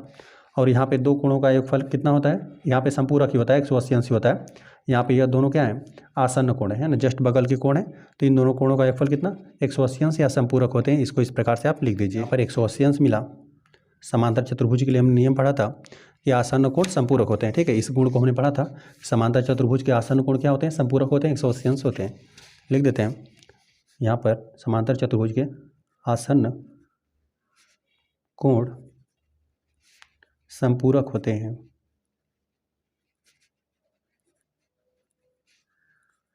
ठीक है, तो यहाँ पर पहला प्रश्न आपका हल हो गया। प्रश्न नंबर 2 दे दिया है, निम्न समांतर चतुर्भुजों में अज्ञात x, y, z के मानों को ज्ञात कीजिए। तो यहाँ पर आपको समांतर चतुर्भुज दे दिए गए और इसमें जो भी अज्ञात मान है x, y, z इसको ज्ञात करिए। तो यहाँ पे समांतर चतुर्भुज है, तो यहाँ पर देखिए 100 अंश दे दिया गया, तो x का मान ज्ञात करना है। हमें पता है कि यहाँ पर जो भी आसन्न कोण रहते हैं उनका योगफल कितना होता है, 180 अंश होता है, संपूरक होते हैं। तो इन दोनों को हम लोग जोड़ देंगे तो 180 अंश प्राप्त होना चाहिए। तो x का मान आपको कितना प्राप्त हो जाएगा, 80 अंश प्राप्त हो जाएगा। ठीक है, और यहाँ पर पता है कि कोई भी समांतर चतुर्भुज रहता है तो सम्मुख कोण आपस में बराबर रहते हैं। तो यह कोण 100 अंश, तो यह भी हो जाएगा 100 अंश। यह कोण 80 अंश, तो यह भी कोण हो जाएगा आपका 80 अंश। ठीक है, तो इसी प्रकार से यहाँ पे तीनों कोणों का मान ज्ञात हो गया। चलिए, लेकिन इसको हम लोग लिख कर करते हैं। ठीक है, यहाँ पे लिख देते हैं हम लोग, हल करने वाले हम लोग दूसरे प्रश्न को, और दूसरे में भी हम लोग फर्स्ट को हल करते हैं। तो यहाँ पर हम लोग यहाँ पे B और यहाँ पे C, इन दोनों कोणों को हम लोग जोड़ देते हैं, कोण B और प्लस यहाँ पे कोण C। इन दोनों कोणों का योगफल, जो इन दोनों शीर्षों पे कोण बन रहे हैं उनका योगफल कितना हो जाएगा, 180 अंश। क्यों हो रहा है, क्योंकि कोई भी समांतर चतुर्भुज रहता है उसके जो भी आसन्न कोण रहते हैं संपूरक होते हैं। ठीक है, लिख देते हैं आसन्न कोण संपूरक होते हैं, ठीक है, इसी कारण, ठीक है। तो यहाँ पे इन दोनों कोणों का 180 अंश, आपको बी का मान दे दिया गया था ना, बी का मान दिया हुआ है 100 अंश, यहाँ पर हम लोग 100 अंश प्रतिस्थापित कर देते हैं और प्लस, और जो सी है यहाँ पे जो शीर्ष पे कोण बना है यही इसी का मान यक्स है, तो इसी को आपको ज्ञात कर देना है 180 अंश। अब यहाँ पे प्लस में बराबर उधर हम लोग पक्षांतर कर देते हैं, तो 180 अंश में से यहाँ पे 100 अंश घट जाएगा, तो आपको यक्स का वैल्यू कितना, आपको 80 अंश मिलेगा। जब यह 80 अंश हो गया तो यहाँ पे जेड का भी मान आपस में बराबर हो जाएगा, क्यों, क्योंकि यहाँ पर कोई भी समांतर चतुर्भुज रहता है सम्मुख कोण आपस में बराबर होते हैं, यहाँ पे यक्स और जेड ये दोनों कोण आपस में बराबर हो जाएंगे, लिख देते हैं यक्स बराबर जेड, ये दोनों कोण आपस में बराबर रहेंगे जो कि 80 अंश के बराबर है, ठीक है। ये दोनों कोण आपस में बराबर थे यक्स और जेड, और यहाँ पे यक्स का वैल्यू 80 अंश था तो जेड का भी मान 80 अंश हो जाएगा, क्यों, क्योंकि यहाँ पर लिख देते हैं सम्मुख कोण बराबर रहते हैं, कोई भी समांतर चतुर्भुज रहता है तो सम्मुख कोण बराबर होते हैं, ठीक है, कोई भी समांतर चतुर्भुज रहता है तब, या फिर अलग से लिखना है तो इसको लिख दीजिए कि आपको जेड बराबर कितना 80 अंश प्राप्त हुआ, ठीक है। अब यहाँ पर जब दो कोणों का आपको मान ज्ञात हो गया ना, जैसे यहाँ पर अब बी का मान ज्ञात हो गया तो अब इसका यही हो जाएगा वाई का मान, ठीक है, यहाँ पर वाई का मान हो जाएगा जो 100 अंश के बराबर हो जाएगा, क्यों बराबर हो जाएगा हम लोग लिख देते हैं वाई बराबर 100 अंश हो जाएगा, ऐसा क्यों हुआ, सम्मुख कोण बराबर रहते हैं, लिख देते हैं सम्मुख कोण बराबर होते हैं, ठीक है। यहाँ पर आपको वाई का मान ज्ञात हो गया, आपने यक्स का मान ज्ञात किया, ठीक है, आपको यही तीनों का मान ज्ञात करना था, एक यक्स का और वाई का और जेड का, तो यक्स का मान आपको 80 अंश प्राप्त हुआ और वाई का मान 100 अंश और जेड का मान 80 अंश। सेकेंड वाली आकृति में यही दे दिया गया समांतर चतुर्भुज है और एक भुजा को आगे बढ़ा दिया गया है, ठीक है, बाह्य कोण दे दिया गया। अब देखिए यह चूंकि 50 अंश है तो यहाँ पर हम लोग को पता है कि आसन कोणों का मतलब यहाँ पे इसके जो जस्ट बगल वाला मतलब आसन कोणों का योगफल समपूरक होता है, तो यहाँ पे इन दोनों कोणों को जोड़ने पर हम लोग को कितना 180 अंश मिलना चाहिए, तो इसका मान कितना हो जाएगा, यहाँ पे 130 अंश हो जाएगा, ठीक है, 130 अंश और 50 अंश को जोड़ देंगे तो यहाँ पर वाई का मान ज्ञात हो जाएगा, तो 130 अंश ये भी हो जाएगा, और जब ये 130 अंश तो ये भी हो जाएगा क्योंकि यहाँ पर ये समांतर है, ठीक है, ये समांतर है, एक भुजा को आगे बढ़ा दिया गया है, तो यहाँ पर ये दोनों आपस में समांतर, इसको आप तिर्यक रेखा की तरह समझ लीजिए, तो यहाँ पे संगत कोण आपस में बराबर हो जाएगा, ये वाला कोण और ये वाला कोण आपस में बराबर हो जाएगा, है ना। फिलहाल हम लोग यहाँ पर वाई का या यक्स का इन दोनों में से किसी का हम लोग मान ज्ञात करते हैं, तो आसन कोण संपूरक होते हैं, तो यहाँ पर 50 के साथ आप इसको ले लीजिए या फिर 50 के साथ इसको ले लीजिए, है ना, इन दोनों का मान आपको बराबर ही प्राप्त होगा। हम लोग लिख देते हैं 50 अंश और प्लस वाई, इन दोनों का योगफल कितना 180 अंश, लिख देते हैं आसन्न कोण, आसन रहेगा, चलिए आसन्न कोण, कोई भी समांतर चतुर्भुज रहता है तो उसमें आसन्न कोणों का योगफल 180 अंश होता है या संपूरक होते हैं, ये समझ लीजिए। अब यहाँ पे y बराबर 180 अंश और यहाँ पे ऋण 50 अंश हो जाएगा, जब यहाँ पे घटा देंगे तो 130 अंश आपको प्राप्त हो जाएगा। जब यहाँ पर आपको 130 अंश आपको मिला y का मान, तो यहाँ पे सम्मुख कोण आपस में बराबर होते हैं, तो यहाँ पे x बराबर, यहाँ पे ये दोनों कोण आपस में बराबर हो जाएंगे, सम्मुख कोण आपस में बराबर होते हैं, तो यहाँ पे x बराबर y बराबर यहाँ पे 130 अंश मिल जाएगा, ठीक है। अच्छा ऐसा हमने क्यों लिख दिया, लिख देते हैं सम्मुख कोण, ठीक है, समांतर चतुर्भुज में सम्मुख कोण आपस में बराबर रहते हैं, तो यहाँ पर x बराबर हम लोग करके लिख देते हैं, ये मिल जाएगा आपको 130 अंश, ठीक है, यह हो गया। और जब यह आपको मिल गया 130 अंश तो यह दोनों आपस में यह समांतर रेखाएं हैं, तो यहाँ पे यह संगत कोण बनेगा, यह वाला कोण और यह वाला कोण, ठीक है, इसको आप इस प्रकार से देख सकते हैं, यहाँ पे दो यहाँ पे समांतर रेखाएं हैं और एक तिर्यक रेखा प्रतिच्छेद करी तो यहाँ पे यह संगत कोण आपस में बराबर हो जाएगा, ठीक है, यक्स बराबर यहाँ पे जेड के हो जाएगा, लिख देते हैं यक्स बराबर जेड, ठीक है, और बराबर 130 अंश, ठीक है, क्योंकि यहाँ पर यक्स का वैल्यू 130 अंश है। अब यह दोनों आपस में बराबर है, ऐसा हमने क्यों लिखा, लिख देते हैं संगत कोण,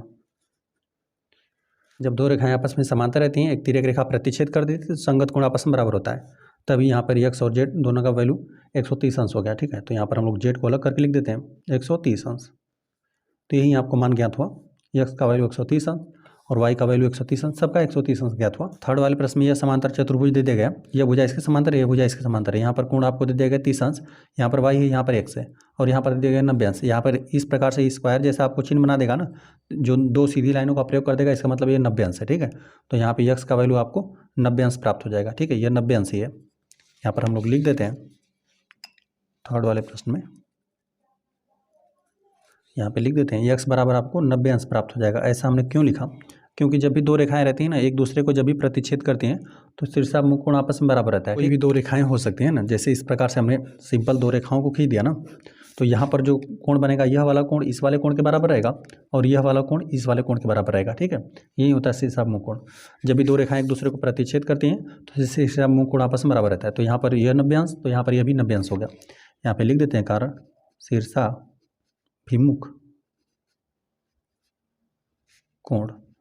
ठीक है, जब भी यहाँ पर दो रेखाएं जो विकर्ण थे एक दूसरे को प्रतिच्छेद कर रहे थे तो यह दोनों कोण आपस में बराबर हो जाएंगे। तो यहाँ पे 90 अंश हमें मिला। यक्स का वैल्यू तो हमने 90 अंश ज्ञात कर दिया। अब चलिए शेष दोनों का हम लोग ज्ञात करते हैं। यहाँ पर वाई बचा हुआ है और यहाँ पर जेड बचा हुआ है ना। तो यहाँ पर जब यह 90 अंश है ना, तो हम लोग को पता है कि यहाँ पर एक जो त्रिभुज बना है, ठीक है, यहाँ पे त्रिभुज के तीनों अंतःकोणों का योगफल कितना 180 अंश होता है। तो यहाँ पे 90 और 30 और प्लस वाई, इन तीनों कोणों का योगफल कितना 180 अंश हो जाएगा। लिख देते हैं, सबको जोड़ते हैं। यहाँ पे यक्स और प्लस वाई और प्लस 30 अंश। ठीक है, क्योंकि यहाँ पर हम लोग को यक्स का मान हमने ज्ञात कर दिया, सिंपल हम लोग यहाँ पे प्रतिस्थापित कर देंगे और यहाँ पे वाई का मान ज्ञात कर लेंगे। ठीक है, इन तीनों अंतःकोणों को हमने जोड़ दिया। लिख देते हैं त्रिभुज के अंतःकोण। ठीक है, त्रिभुज के अंतःकोणों का योगफल कितना 180 अंश होता है। ठीक है, तो यहाँ पे त्रिभुज के तीनों अंतःकोणों को हमने जोड़ दिया। यहाँ पे 30 अंश, यहाँ पे यक्स और यहाँ पे वाई को। तो यहाँ पे यक्स का वैल्यू चूंकि आपको ज्ञात है, तो यहाँ पे 90 अंश प्रतिस्थापित कर देते हैं और प्लस वाई और प्लस यहाँ पे 30 अंश बराबर यहाँ पे 180 अंश। यहाँ पे जोड़ देंगे 30 और 90, 120 मिलेगा। वाई प्लस 120 अंश बराबर किधर 180 अंश। प्लस में बराबर उधर 75 कर दीजिए, 180 अंश और ऋण 120 अंश मिलेगा। जब आप घटा देंगे तो आपको 60 अंश प्राप्त हो जाएगा। जो वाई का वैल्यू आपको 60 अंश प्राप्त हुआ। अब देखिए यहाँ पर चूंकि दोनों रेखाएं आपस में समांतर है, यह वाली रेखा और यह वाली रेखा आपस में समांतर है। एक आप यहाँ पे तिर्यक रेखा खींच रहे हैं, है ना, तो यहाँ पर जो यह वाला कोण बन रहा है और यह वाला कोण, यह आपस में बराबर हो जाएगा। क्यों बराबर होगा? क्योंकि एक आंतर अंतःकोण बराबर रहते हैं। जब भी दो समांतर रेखाएं रहती हैं ना और एक तिर्यक रेखा प्रतिच्छेद करती है तो एक आंतर अंतःकोण बराबर होते हैं। यह वाला कोण और यह वाला कोण, ठीक है, आपस में बराबर हो जाएगा। तो वाई और जेड आपस में बराबर ही हैं। लिख देते हैं वाई बराबर जेड बराबर, वाई का वैल्यू चूंकि आपने ज्ञात कर दिया है 60 अंश हो जाएगा। ऐसा आपने क्यों लिखा? लिख देते हैं एक आंतर अंतःकोण से जब भी दो रेखाएं समांतर रहती है, एक तिर्यक रेखा प्रतिच्छेद करती है तो एक आंतर अंतःकोण बराबर रहते हैं। तो यही जेड का मान है। जेड बराबर हम लोग लिख देते हैं 60 अंश। यक्स का वैल्यू आपको 90 अंश प्राप्त हुआ, वाई का वैल्यू 60 अंश और जेड का भी वैल्यू आपको 60 अंश मिला। अब यहाँ पर समांतर चतुर्भुज दे दिया गया। यहाँ पे यक्स वाई और जेड का मान ज्ञात करना है। यहाँ पर 80 अंश दे दिया गया। तो यहाँ पर हमें पता है कि आसन कोणों का योगफल 180 अंश होता है। तो यहाँ पर हम लोग जोड़ देते हैं सिंपल। तो यहाँ पर हमें ज्ञात हो जाएगा, है ना, यक्स का वैल्यू ज्ञात करते हैं। लिख देते हैं यक्स और प्लस 80, आसन कोणों का योगफल 180 अंश होता है। लिख देते हैं आसन, ये समांतर चतुर्भुज के आसन कोण है। लिख देते हैं आसन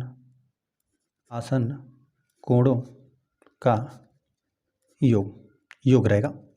समांतर चतुर्भुज में आसन कोणों का योगफल आपको 180 अंश प्राप्त होता है, या संपूरक समझ सकते हैं। समांतर चतुर्भुज में आसन कोण संपूरक होते हैं, उनका योगफल 180 अंश होता है। तो यहाँ पे यक्स का सिंपल आपको मान ज्ञात कर देना है। तो यहाँ पे 75 कर देते हैं, बराबर को उधर यहाँ पे ऋण में हो जाएगा 80 अंश। यहाँ पर घटा देंगे तो आपको यक्स का वैल्यू आपको 100 अंश मिला। ठीक है, आपको यक्स का मान ज्ञात हो गया। अब यक्स का मान ज्ञात हुआ आपको 100 अंश। ठीक है, और यहाँ पर यह दोनों भी आपस में बराबर हो जाएगा। क्यों? क्योंकि यहाँ पर कोई भी समांतर चतुर्भुज रहता है, सम्मुख कोण आपस में बराबर रहते हैं। यहाँ पर यह 80 अंश है तो यहाँ पर वाई का भी वैल्यू 80 अंश हो जाएगा। सम्मुख कोण आपस में बराबर रहते हैं। लिख देते हैं वाई का भी मान 80 अंश हो जाएगा। ऐसा आपने क्यों लिखा? लिख देते हैं सम्मुख कोण। ठीक है, समांतर चतुर्भुज में सम्मुख कोण आपस में बराबर रहते हैं। ठीक है, तो यहाँ पर यह कोण इसके बराबर हो गया। अब देखिए यहाँ पर दोनों रेखाएं तो आपस में ये समांतर ही हैं। ठीक है, यहाँ पर दोनों भुजाएं समांतर हैं और यहाँ पे एक भुजा को आगे बढ़ा दिया गया। तो यहाँ पर जो यह वाला कोण बन रहा है, यह वाला कोण आपस में बराबर हो जाएगा। क्यों बराबर होगा? क्योंकि संगत कोण आपस में बराबर रहते हैं। जब भी दो रेखाएं आपस में समांतर रहती है, एक तिर्यक रेखा प्रतिच्छेद करती है तो संगत कोण आपस में बराबर रहते हैं। यहाँ पे यह कोण और यह कोण आपस में बराबर हो जाएगा। जेड बराबर 80 अंश। लिख देते हैं जेड बराबर भी आपको 80 अंश प्राप्त हो जाएगा। ऐसा आपने क्यों लिखा? क्योंकि यहाँ पर संगत कोण आपस में बराबर रहते हैं। जब भी दो रेखाएं आपस में समांतर रहती हैं, एक तिर्यक रेखा प्रतिच्छेद करती है तब। तो यहाँ पे एक्स का वैल्यू 100 अंश, वाई का वैल्यू 80 अंश और जेड का वैल्यू आपको 80 अंश प्राप्त हुआ। पांचवें प्रश्न में यही समांतर चतुर्भुज दे दिया गया। यहाँ पर एक्स दे दिया गया, यहाँ पर वाई और यहाँ पर यह जेड बोला है। ठीक है, यहाँ पर हम लोग को मान ज्ञात करना है। देखिए यहाँ पर 112 अंश है, तो यहाँ पे जो भी सम्मुख कोण है वो भी हो जाएगा 112 अंश, है ना, क्योंकि कोई भी समांतर चतुर्भुज रहता है सम्मुख कोण आपस में बराबर रहते हैं। तो यहाँ पे y का मान कितना 112 अंश हम लोग लिख देते हैं। यहाँ पे 5 वाले प्रश्न के लिए y बराबर आपको क्या मिल जाएगा 112 अंश। ऐसा आपने क्यों लिखा, सम्मुख कोण बराबर रहते हैं, ठीक है, कोई भी समांतर चतुर्भुज रहता है तो सम्मुख कोण आपस में बराबर रहते हैं।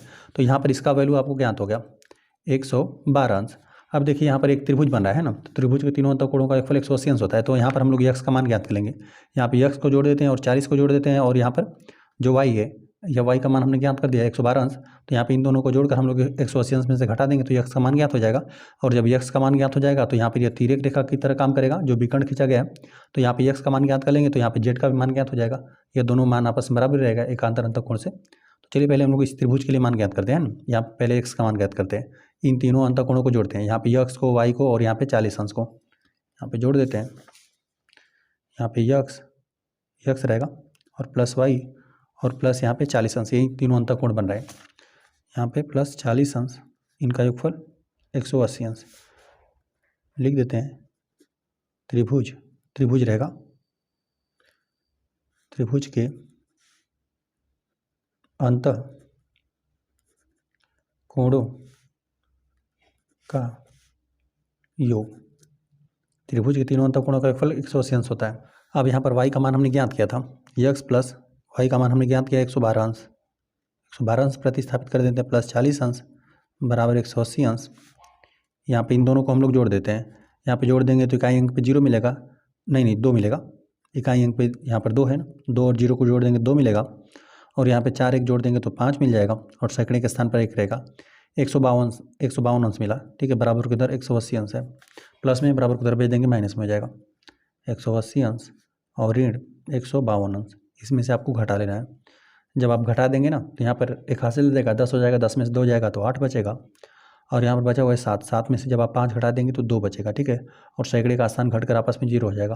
तो यक्स का वैल्यू आपको 28 अंश प्राप्त होगा, है ना। अब यहाँ पे यक्स का वैल्यू जब 28 अंश आपको मिल गया, यहाँ पर इसका मान आपको 28 अंश मिल गया, तो यहाँ पे यह वाला कोण भी आपस में बराबर हो जाएगा, क्योंकि यह दोनों रेखाएं आपस में समांतर हैं। समांतर चतुर्भुज की यह दोनों भुजाएं आपस में समांतर है, तो यह वाला कोण और यह वाला कोण आपस में बराबर हो जाएगा। तो यही जेड है। तो यहाँ पे यक्स बराबर जेड लिख देते हैं। यक्स बराबर जेड बराबर, यहाँ पे यक्स का वैल्यू हमने ज्ञात किया था कितना 28 अंश, और यहाँ पर कारण भी लिख देते हैं, एकांतर अंतःकोण। चलिए यहाँ पर हम लोग लिख देते हैं। यहाँ पे जेड का मान ज्ञात करना था, तो जेड का मान आपको 28 अंश प्राप्त हुआ। तो यक्स का मान आपको 28 अंश मिला, और वाई का मान 112 अंश, और जेड का मान आपको 28 अंश मिला। प्रश्न नंबर 3 दे दिया गया है, क्या एक चतुर्भुज ABCD समांतर हो सकता है यदि। पहला दे दिया गया कारण, यहाँ पे कोण डी और कोण बी इन दोनों का योगफल 180 अंश हो, ठीक है। तो चलिए हम लोग करके देखते हैं। यहाँ पे यदि आप समांतर चतुर्भुज बनाएंगे ना, चलिए इस प्रकार से हमने पहले एग्जाम्पल के लिए बना लिया एक, यहाँ पे नामकरण कर देते हैं ABCD, है ना।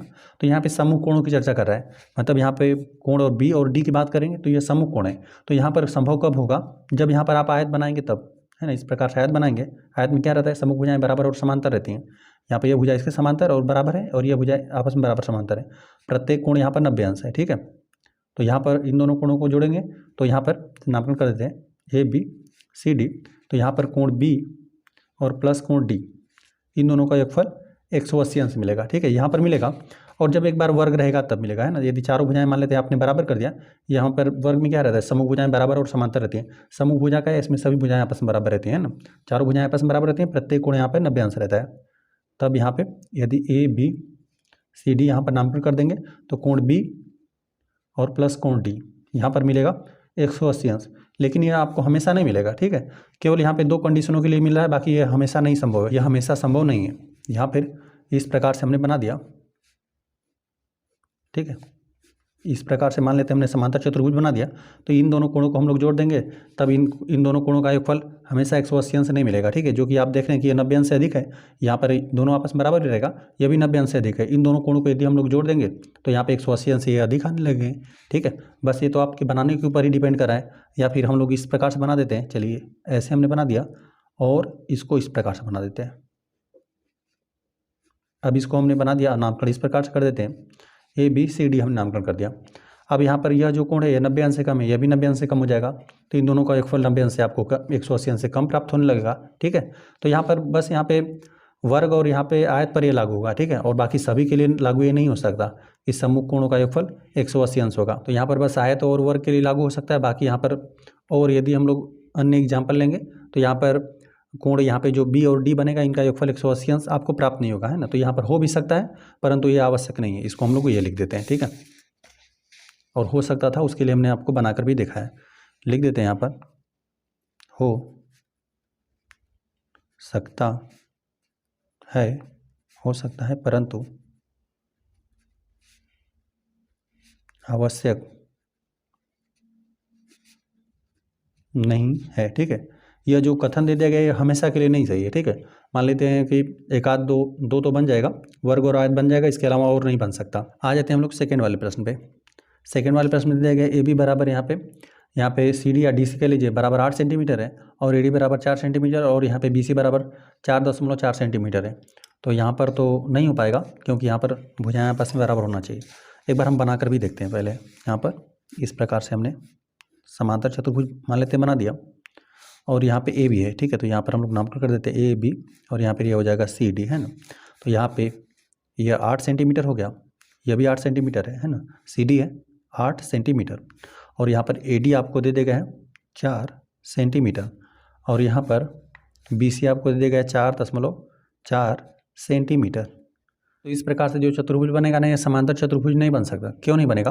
क्योंकि यहाँ पर तो 8 सेंटीमीटर, यहाँ पर तो 8 सेंटीमीटर। हमें इतना पता है कि जो भी समांतर चतुर्भुज रहता है ना, उसके सम्मुख भुजाएं आपस में बराबर रहती है। तो ये 8 सेंटीमीटर, ये 8 सेंटीमीटर, यह 4 सेंटीमीटर है, तो यह 4.4 सेंटीमीटर दे दिया गया। ठीक है, अब यह लंबाई चूंकि अधिक दे देगा, यह कम दे देगा, है ना। तो यहाँ पर यह समांतर हुआ ही नहीं। ठीक है, यहाँ पे AB और यहाँ पे CD यह समांतर नहीं होगा, क्योंकि यह वाली लंबाई अधिक दे दिया और यह वाली लंबाई कम दे दिया। आगे आप इस प्रकार से जब इसको डाट डाट करके आप आगे बढ़ाएंगे ना, तो कहीं जाकर एक दूसरे को प्रतिच्छेद कर देगा।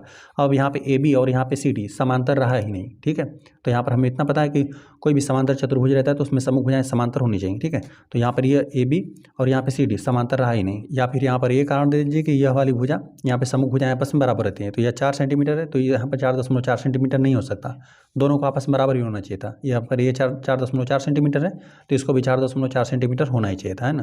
क्योंकि कोई भी समांतर चतुर्भुज रहता है उसमें सम्मुख भुजाएं आपस में बराबर भी रहती हैं और साथ साथ समांतर भी रहते हैं। यहाँ पर हम लोग लिख देते हैं कि ऐसा समांतर चतुर्भुज संभव नहीं है, यहाँ पर लिख देते हैं नहीं। ठीक है, यहाँ पे जो दी गई यहाँ पर भुजाएं हैं, इन भुजाओं से हम लोग समांतर चतुर्भुज की रचना नहीं कर सकते। कारण लिख देते हैं, एक समांतर चतुर्भुज में सम्मुख भुजाएं आपस में बराबर रहती हैं। एक समांतर चतुर्भुज में सम्मुख भुजाएं बराबर होती हैं,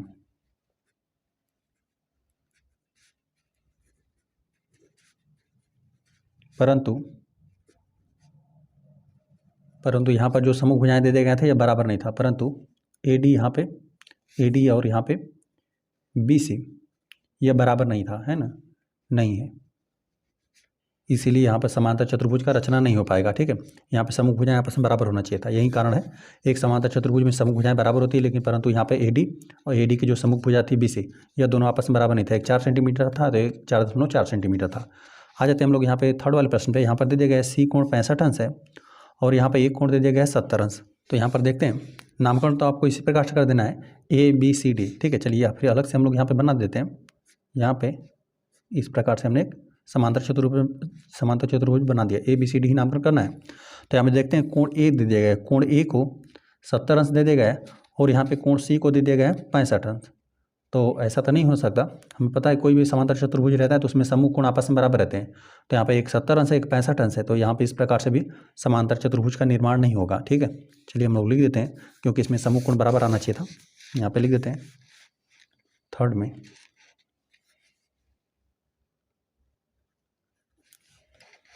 यहाँ पे समांतर चतुर्भुज हम लोग नहीं बना सकते या नहीं होगा, ये समझ लीजिए। लिख देते हैं, एक समांतर चतुर्भुज में सम्मुख कोण बराबर होते हैं,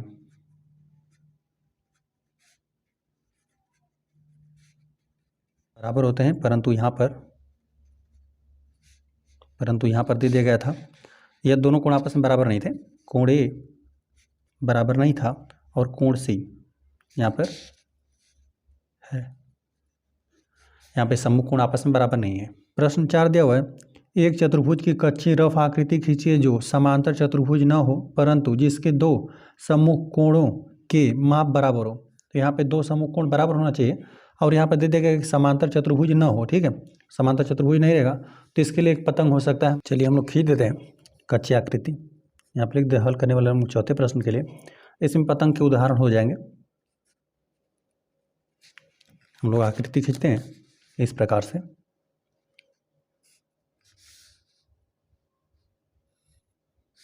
और यहाँ पर हम लोग इसको इस प्रकार से हम लोग मिला देते हैं। तो यहाँ पर यह हो गया, यह वाला कोण इस वाले कोण के आपस में बराबर हो जाएगा। यदि नामकरण करके लिखना रहेगा तो हम लोग लिख देते हैं ए बी सी, हमने नामकरण कर दिया। कोण बी बराबर लिख देते हैं, कोण बी बराबर यहाँ पे कोण हम लोग डी लिख देते हैं। ठीक है, इसी प्रकार से सम्मुख कोणों का यहाँ पे ना हम लोग दोनों युग्म बराबर नहीं कर सकते। यहाँ पर इसको और इसको दोनों को हम लोग बराबर कर देंगे ना तो एक आपका समांतर चतुर्भुज प्राप्त हो जाएगा। ठीक है, यहाँ पर यह कोण अलग अलग होना चाहिए। चलिए एक आध आकृति हम और बना देते हैं। यहाँ पर इस प्रकार से हो गया, यहाँ पे इस प्रकार से,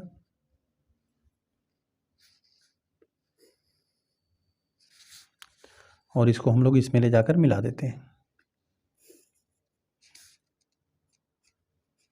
तो इसमें यह वाला कोण और यह वाला कोण, यह कोण आपस में क्या हो जाएंगे, बराबर हो जाएंगे। तो इस प्रकार से हमने एक चतुर्भुज बना दिया जिसमें दो सम्मुख कोण आपस में बराबर है और साथ साथ जो ये आकृति बनी हुई है यह समांतर चतुर्भुज नहीं है। ठीक है, तो इस प्रकार से आप कोई भी पतंग को बना सकते हैं। प्रश्न 5 दिया हुआ है, किसी समांतर चतुर्भुज के दो आसन्न कोणों का अनुपात 3:2 है, समांतर चतुर्भुज के सभी कोणों की माप ज्ञात कीजिए। तो यहाँ पर दे देगा है ना, आसन्न कोण मतलब जस्ट बगल वाले कोण दो रहेंगे, उनका आपको अनुपात दे देगा कि 3:2 है। हमें भी इतना पता है ना, कोई भी यदि समांतर चतुर्भुज रहता है ना तो आसन्न कोणों का योगफल 180 अंश होता है, या फिर ये भी कह सकते हैं समपूरक होता है। तो यहाँ पर अनुपात लिखा गया है ना, 3:2 लिखा गया है। ठीक है, इस प्रकार से हम लोग लिख देते हैं 3/2 लिखा गया है। मतलब यहाँ पर हमें इतना पता है कि जो भी दो आसन्न कोण रहते हैं ना उनका योगफल करने पर हमें 180 अंश प्राप्त होना चाहिए। तो यहाँ पर हम लोग यहाँ पर जोड़ देंगे ना, 3 और 2 को जोड़ देंगे तो हमें 5 प्राप्त होगा, 180 नहीं हमें प्राप्त होगा। तो हमें इससे यह पता चला ना कि अंश और हर में किसी संख्या से यहाँ पर विभाजित करके ना अनुपात निकाला गया है, मतलब सबसे न्यूनतम रूप में लिखा गया है। तो यहाँ पर भी कोई संख्या थी और यहाँ पर भी कोई संख्या थी, समान रूप से संख्या था अंश और हर में, जिसे विभाजित कर दिया गया था। अब हम लोग इन दोनों को जोड़ देंगे और इन दोनों का योगफल 180 अंश के बराबर कर लेंगे, तब हम लोग यक्स का मान ज्ञात कर पाएंगे, है ना, कि कौन सी संख्या का इसमें गुणा था जिसको विभाजित कर दिया गया था। यहाँ पर हम एक बार यहीं पर आपको ज्ञात करके दिखाते हैं। देखिए हम लोग यहाँ पे 3:2 दे दिया गया है ना, तो इसका मतलब चलिए 3/2 करके ही हम लोग लिख सकते हैं। यहाँ पर मान लेते हैं कि अंश और हर में वो संख्या यक्स थी जिसको यहाँ पर विभाजित करके अनुपात निकाला गया। हमें पता है कि क्योंकि यहाँ पर ना जो भी यहाँ पर कोई भी दो आसन्न कोण रहता है तो उसका योगफल कितना 180 अंश होता है, क्योंकि यहाँ पर 3 और 2 को जोड़ने पर 180 अंश नहीं प्राप्त हो रहा था।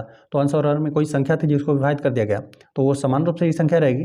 तो यहाँ पर इन दोनों को हम लोग जोड़ते हैं, यहाँ पे 3x और प्लस यहाँ पे 2x, देखते हैं कौन सी संख्या थी जिसको विभाजित करके अनुपात निकाला गया।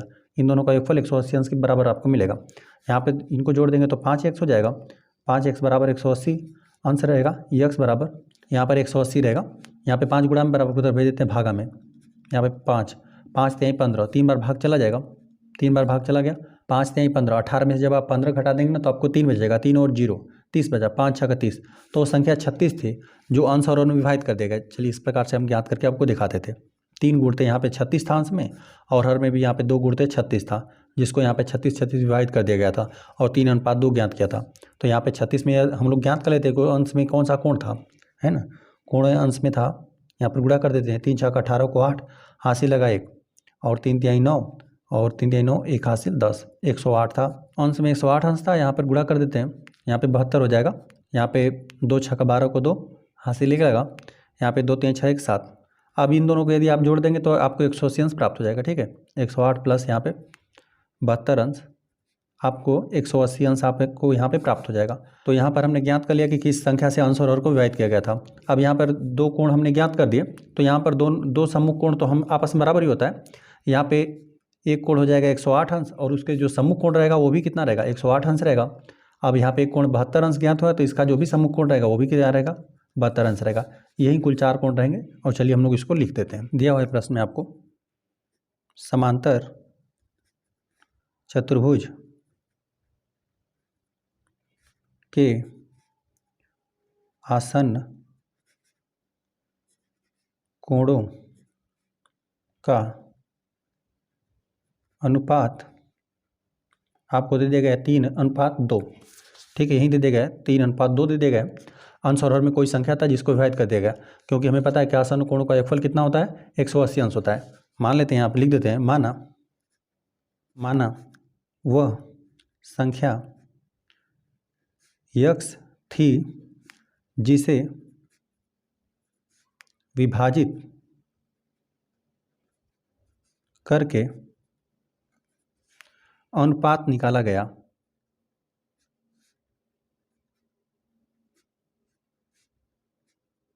ठीक है, हम लोग मान लेते हैं। तो यहाँ पर हम लोग लिख देते हैं, अंश में इन दोनों को हम लोग जोड़ते हैं, क्योंकि यहाँ पे इन दोनों को जोड़ने पर योगफल, आसन्न कोण थे, आसन्न कोणों का योगफल 180 अंश होता है। कोई भी समांतर चतुर्भुज रहता है तो उसमें आसन्न कोणों का योगफल 180 अंश रहता है। तो यहाँ पर 3 और 2 को जोड़ने पर 180 अंश नहीं प्राप्त हो रहा था। तो यहाँ पर कोई संख्या थी अंश और हर में जिसको विभाजित करके अनुपात निकाल दिया गया था। तो यहाँ पर हम लोग मान लिए कि वो संख्या x था जिसको अंश और हर में विभाजित कर दिया गया था। तो यहाँ पर भी हम लोग x का गुणा करते हैं, अंश में भी और हर में भी x का गुणा करते हैं और दोनों को जोड़ते हैं। तो यहाँ पर यह हो जाएगा 3x, लिख देते हैं, तब 3x प्लस यहाँ पे 2x और यहाँ पे इन दोनों का योगफल कितना, 180 अंश। क्योंकि हमें पता है कि समांतर चतुर्भुज के लिए आसन्न कोणों का योग जो कि कितना होता है, 180 अंश होता है। इसीलिए हमने लिखा कि 3x धन 2x बराबर 180 अंश। अब यहाँ पे जोड़ देंगे तो यहाँ पर 5x हो जाएगा बराबर यहाँ पे 180 अंश। 180 अंश चलिए लिख देते हैं फिलहाल में, x बराबर यहाँ पे 180 में हम लोग क्या कर देते हैं, 100 यहाँ पर गुणा में था बराबर, इधर भागा में चला गया और यहाँ पर भाग देकर आपको हमने दिखाया 180 में जब हमने 5 से भाग दिया तो हमें पता चला कि वो संख्या 36 थी। 36 से विभाजित करके अनुपात ज्ञात किया गया था, है ना। तब हम लोग लिख देते हैं, समांतर चतुर्भुज का एक कोण, यह जो 3x वाला है, मान लेते 3x वाले को हम लोग ज्ञात करते हैं 3x, तो यहाँ पर ये हो जाएगा 3 और x का वैल्यू आपने 36 ज्ञात किया। तो यहाँ पर हमने गुणा करके आपको दिखाया था कितना, 108 अंश प्राप्त हुआ था, है ना, 108 अंश मिला था। तो यह हो जाएगा, एक मिला आपको 108 अंश और तथा दूसरा हम लोग लिख देते हैं समांतर चतुर्भुज का एक कोण और लिख देते हैं दूसरा रहेगा, दूसरा कोण जो 2x था, तो यहाँ पे 2 गुणते 36 बराबर यहाँ पर 72 अंश आपको प्राप्त हुआ था, है ना। एक कोण यहाँ पे 108 अंश और दूसरा कोण आपको ज्ञात हो गया 72 अंश। तो इसके जो भी सम्मुख कोण रहेंगे वो सम्मुख कोण आपस में बराबर होंगे। ठीक है, हम लोग लिख भी देते हैं यहाँ पे, समांतर चतुर्भुज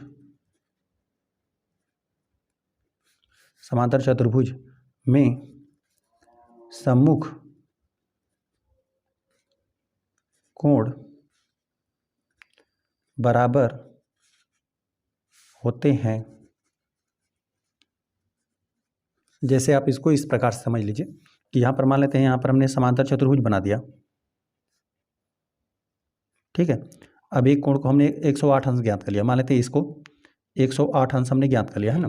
तो यहाँ पर जब दूसरा कोण है तो आसन्न कोणों का योगफल 180 अंश होता है। तो एक कोण आपको 108 अंश मिला था और एक कोण आपको 72 अंश मिला। तो इसके सम्मुख जो कोण रहेगा यह भी कितना, 72 अंश हो जाएगा, क्योंकि समांतर चतुर्भुज में सम्मुख कोण आपस में बराबर रहते हैं। तो यह भी 72 अंश, यह भी कितना हो जाएगा, 108 अंश हो जाएगा। ठीक है, तो यही है, दो तो आपने पहले से ज्ञात कर दिया और दो जो शेष हैं वो भी क्या हो जाएंगे, उनमें एक 108 अंश रहेगा और एक 72 अंश रहेगा। ठीक है, यहाँ पे समांतर चतुर्भुज में सम्मुख कोण आपस में बराबर होते हैं, अतः लिख देते हैं, अतः समांतर चतुर्भुज के चारों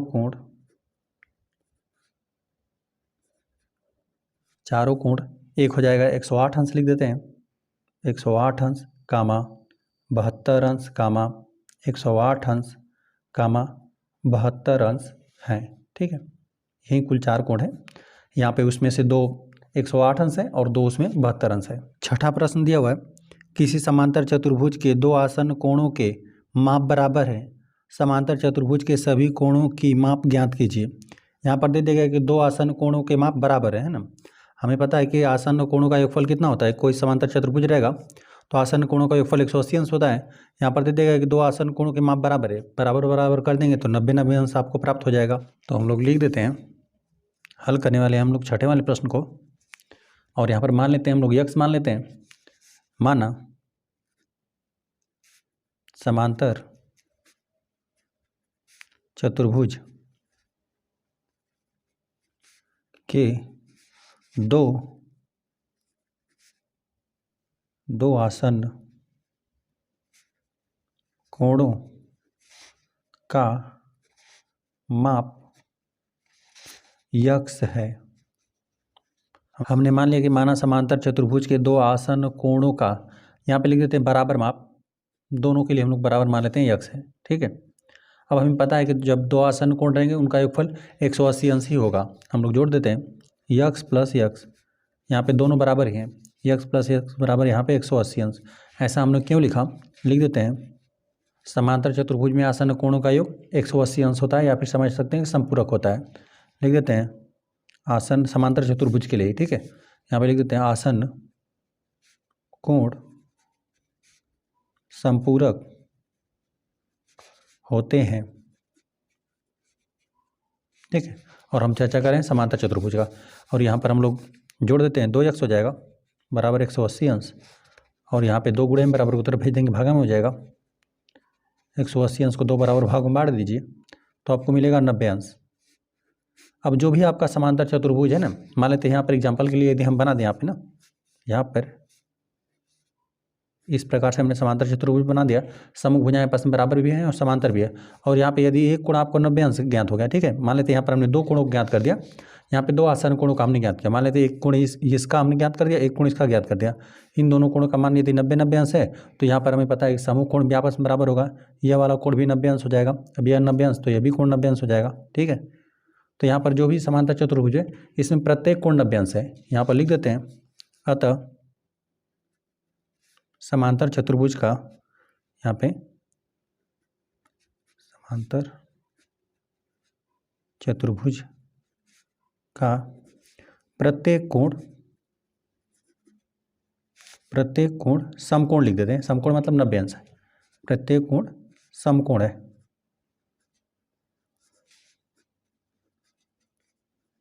यहाँ पर समांतर चतुर्भुज के सभी कोणों का हमने मान बता दिया जो कि प्रत्येक 90 अंशीय है, समकोण है।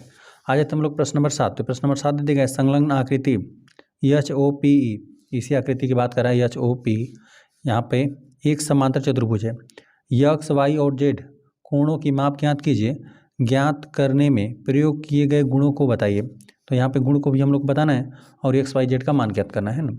अब यहाँ पर देख लीजिए यही है समांतर चतुर्भुज, आपको पहले दे दिया गया है, ध्यान में रखेंगे समांतर चतुर्भुज है। अब यहाँ पे समांतर चतुर्भुज है तो समूह भुजाएं बराबर और समांतर है। अब देखिए यहाँ पे यह वाला भुजा आपस में बराबर है, एच ओ, और यहाँ पे जो पी है यह समांतर है आपस में। तो यदि आप तिर्यक रेखा खींचेंगे तो यह यदि 40 अंश है तो यह भी तो हो जाएगा 40 अंश, है ना, एकांतर अंतःकोण से। यहाँ पे यह दोनों कोण हो जाएंगे आपस में 40 अंश, वाई का मान 40 अंश हो गया, ठीक है। हम लोग बारी बारी कर ज्ञात करते हैं, हम लोग लिख देते हैं, पहले इसका हम लोग ज्ञात कर लेते हैं, ठीक है। वाई बराबर हम लोग लिख देते हैं 40 अंश, और यहाँ पे लिख देंगे या ओ एच लिख दीजिए या एच ओ लिख दीजिए, और पी ई ये दोनों समांतर है ना। लिखते हैं इसको, हल करने वाले हम लोग 7वें प्रश्न को लिख देते हैं वाई बराबर 40 अंश। ऐसा हमने क्यों लिखा, लिख देते हैं एकांतर अंतःकोण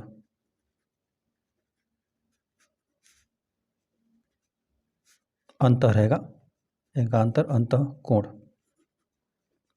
जब दो रेखाएं आपस में समांतर रहती हैं तो एकांतर अंतःकोण बराबर रहता है ना, क्योंकि यहाँ पर आपको दे दिया गया था कि यहाँ पर जो पहले ही प्रश्न में बताया है कि एक समांतरी चतुर्भुज है, यहाँ पर पी ई जो है और यहाँ पर यह एच ओ या ओ एच लिख दीजिए, यह आपस में समांतर है। तो यहाँ पे एक तिर्यक रेखा की तरह काम करेगा, तो यहाँ पे एकांतर अंतःकोण यह बराबर हो गया, ठीक है। अब यहाँ पर अब जेड का भी हम लोग मान ज्ञात करते हैं ना। अब जेड का ज्ञात करने से पहले हम लोग क्या करते हैं कि इसका हम लोग बाद में ज्ञात करते हैं, पहले हम लोग यह कोण ज्ञात कर लेते हैं। देखिए यहाँ पे यह कोण हम लोग ज्ञात कर देंगे तो यह वाला कोण भी हम लोग को ज्ञात हो जाएगा, ठीक है, सम्मुख कोण हो जाएगा। अब देखिए यहाँ पर एक रेखीय युग्म से यह वाला कोण और यह वाला कोण, इन दोनों कोणों का योगफल कितना हो जाएगा? 180 अंश हो जाएगा, क्योंकि एक रेखा पर बन रहा है। और यहाँ पे ये अंतःकोण का हम लोग पहले मान ज्ञात करते हैं, ठीक है। यहाँ पर इसको POH या HOP लिख दीजिए, HOP लिखते हैं यहाँ पे कोण HOP, यह कोण और प्लस यहाँ पे जो बाह्य कोण बन रहा है 70 अंश, इन दोनों का योगफल कितना? 180 अंश होगा। ऐसा हमने क्यों लिखा? लिख देते हैं एक रैखिक युग्म,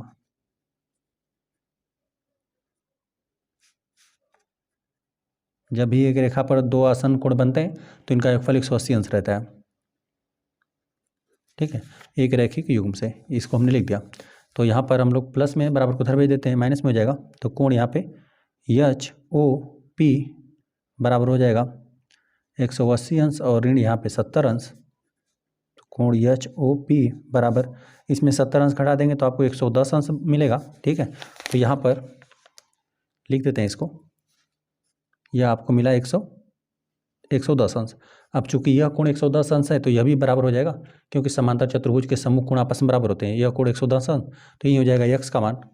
लिख देते हैं हम लोग, यहाँ पे लिख देते हैं कोण HOP, यह बराबर हो जाएगा x के, और जो कि HOP का मान आपने ज्ञात कर दिया कितना? 110 अंश।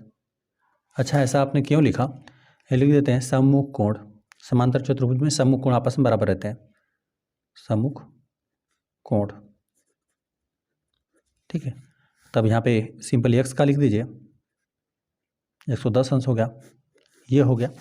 अब देखिए, अब यहाँ पर हम लोग क्या करते हैं ना कि इन दोनों कोणों को हमें पता है कि कोई भी समांतर चतुर्भुज रहता है तो तिर्यक रेखा के एक ही ओर बने अंतःकोणों का योगफल कितना होता है? 180 अंश होता है। देखिए यहाँ पर यह वाली भुजा आपस में समांतर है, तो इस कोण का और यहाँ पे जो ये पूरा कोण है, इस पूरे कोण का योगफल कितना हो जाएगा? 180 अंश होगा, क्योंकि आसन्न कोण, इसको इस प्रकार समझ सकते हैं कि आसन्न कोणों का योग कितना होता है? 180 अंश होता है, या संपूरक भी कह सकते हैं। तो यहाँ पे इस कोण को और इस कोण को हम लोग पूरा जोड़ते हैं, ठीक है, क्योंकि आपने इसका मान ज्ञात कर दिया 110 अंश, है ना। और यहाँ पर हम लोग प्रतिस्थापित करके जेड का मान ज्ञात कर देंगे। लिख देते हैं यहाँ पे यक्स और प्लस, चलिए यहाँ पर यदि कोष्टक ही करके लिखना है तो कोष्टक में ही करके आप लिख दीजिए यक्स प्लस 40 अंश, ठीक है।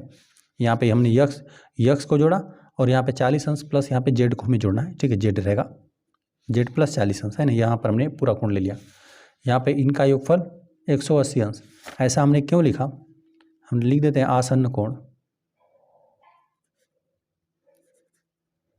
कोई भी समांतर चतुर्भुज रहता है तो उसमें आसन्न कोणों का योगफल 180 अंश होता है, या समझ लीजिए संपूरक होता है। तो यहाँ पे इन दोनों कोणों को हम लोग जोड़ देते हैं, तो यहाँ पर यह हो जाएगा यक्स का हम लोग मान प्रतिस्थापित कर देते हैं। इसका मान हमने ज्ञात किया हुआ है 110 अंश, ठीक है। 110 अंश प्लस यहाँ पे जेड और प्लस यहाँ पे 40 अंश बराबर यहाँ पे 180 अंश। और यहाँ पे इन दोनों को हम लोग जोड़ देते हैं, जेड प्लस 40 में यहाँ पर जोड़ देंगे तो 150 आपको मिल जाएगा।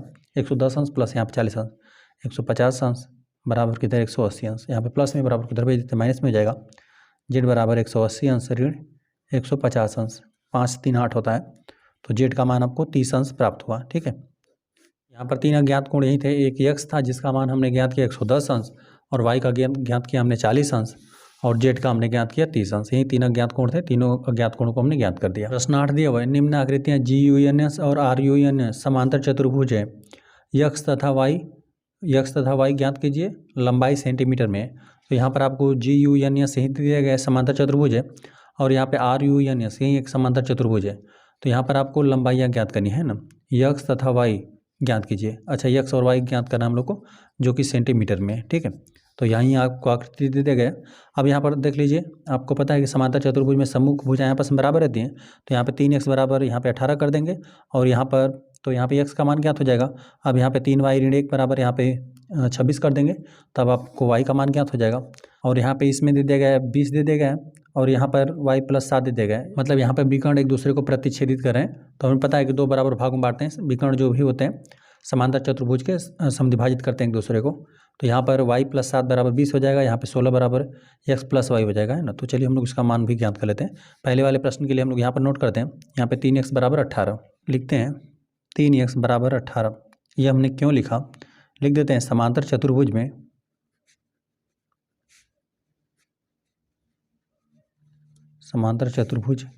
में सम्मुख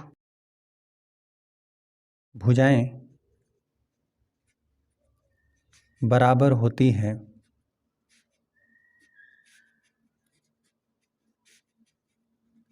ठीक है, तभी हमने इसको बराबर कर दिया। यह समभुजा ही था यहाँ पे। तो यहाँ पे यक्स बराबर 3 गुणा बराबर उधर भागा में चला जाएगा, यहाँ पे 18/3 हो जाएगा। यक्स बराबर आपको 3 छक 18 हो जाएगा, 6 बार भाग चला जाएगा, जो कि ये आप ज्ञात होगा सेंटीमीटर में। ठीक है, तो यक्स का वैल्यू आपको यही ज्ञात हुआ है ना।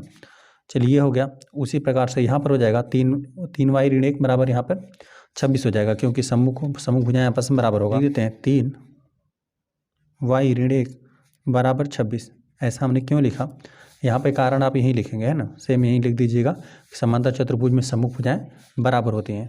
तो अभी यहाँ पर हमने यहाँ पे जो जीयू भुजा थी और जो यहाँ पे यस्यन भुजा था, इन दोनों भुजाओं को हमने बराबर कर दिया। ठीक है, अब यहाँ पे 3 वाई यहाँ पे ऋण 1 के बराबर उधर पक्षांतर कर देंगे, धनिक हो जाएगा, 26 धनिक मिलेगा। और यहाँ पे 3 वाई 26 में जोड़ देंगे आपको 27 मिलेगा। और यहाँ पे 3 गुणा बराबर उधर पक्षांतर कर देंगे, भाग में चला जाएगा। तो यहाँ पे 27/3, 3 9 27। तो वाई का वैल्यू आपको 9 मिला, जो कि सेंटीमीटर में लिखना है। तो इस प्रकार से हमने लिख दिया। ठीक है, एक्स का वैल्यू आपको 6 सेंटीमीटर ज्ञात हुआ और वाई का वैल्यू 9 सेंटीमीटर। तो यहाँ पर इसमें फर्स्ट प्रश्न हल हो गया। आ जाते हैं हम लोग सेकेंड वाले प्रश्न पे। यहाँ पर आपको सिंपल क्या कर देना है कि यहाँ पर y + 7 को आपको 20 के बराबर कर देना है। ऐसा क्यों? क्योंकि समांतर चतुर्भुज के विकर्ण एक दूसरे को समविभाजित करते हैं ना, इसके बारे में हम लोगों ने पहले ही पढ़ा था। तो इसको हम लोग 20 के बराबर कर देंगे, या यहाँ पर x + y बराबर यहाँ पे 16 के हम लोग कर देंगे। ठीक है, यहाँ पर हल करते हैं हम लोग सेकेंड वाले प्रश्न को। हम लिख देते हैं y + 7 बराबर हमने 20 लिख दिया। ठीक है, ऐसा हमने क्यों लिखा, लिख देते हैं समांतर चतुर्भुज में विकर्ण, समांतर चतुर्भुज के विकर्ण लिखते हैं, के विकर्ण परस्पर समद्विभाजित करते हैं, समद्विभाजित करते हैं, एक दूसरे को बराबर भागों में बांट देते हैं, है ना।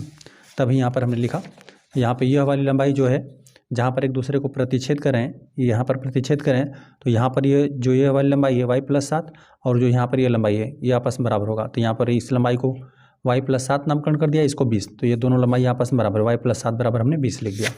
इसको हल करते हैं। यहाँ पे y हो गया +7 के बराबर उधर पक्षांतर कर देते हैं, 20 ऋण 7 हो जाएगा, y बराबर यहाँ पर 7 घटा देंगे तो आपको 13 मिल जाएगा, है ना।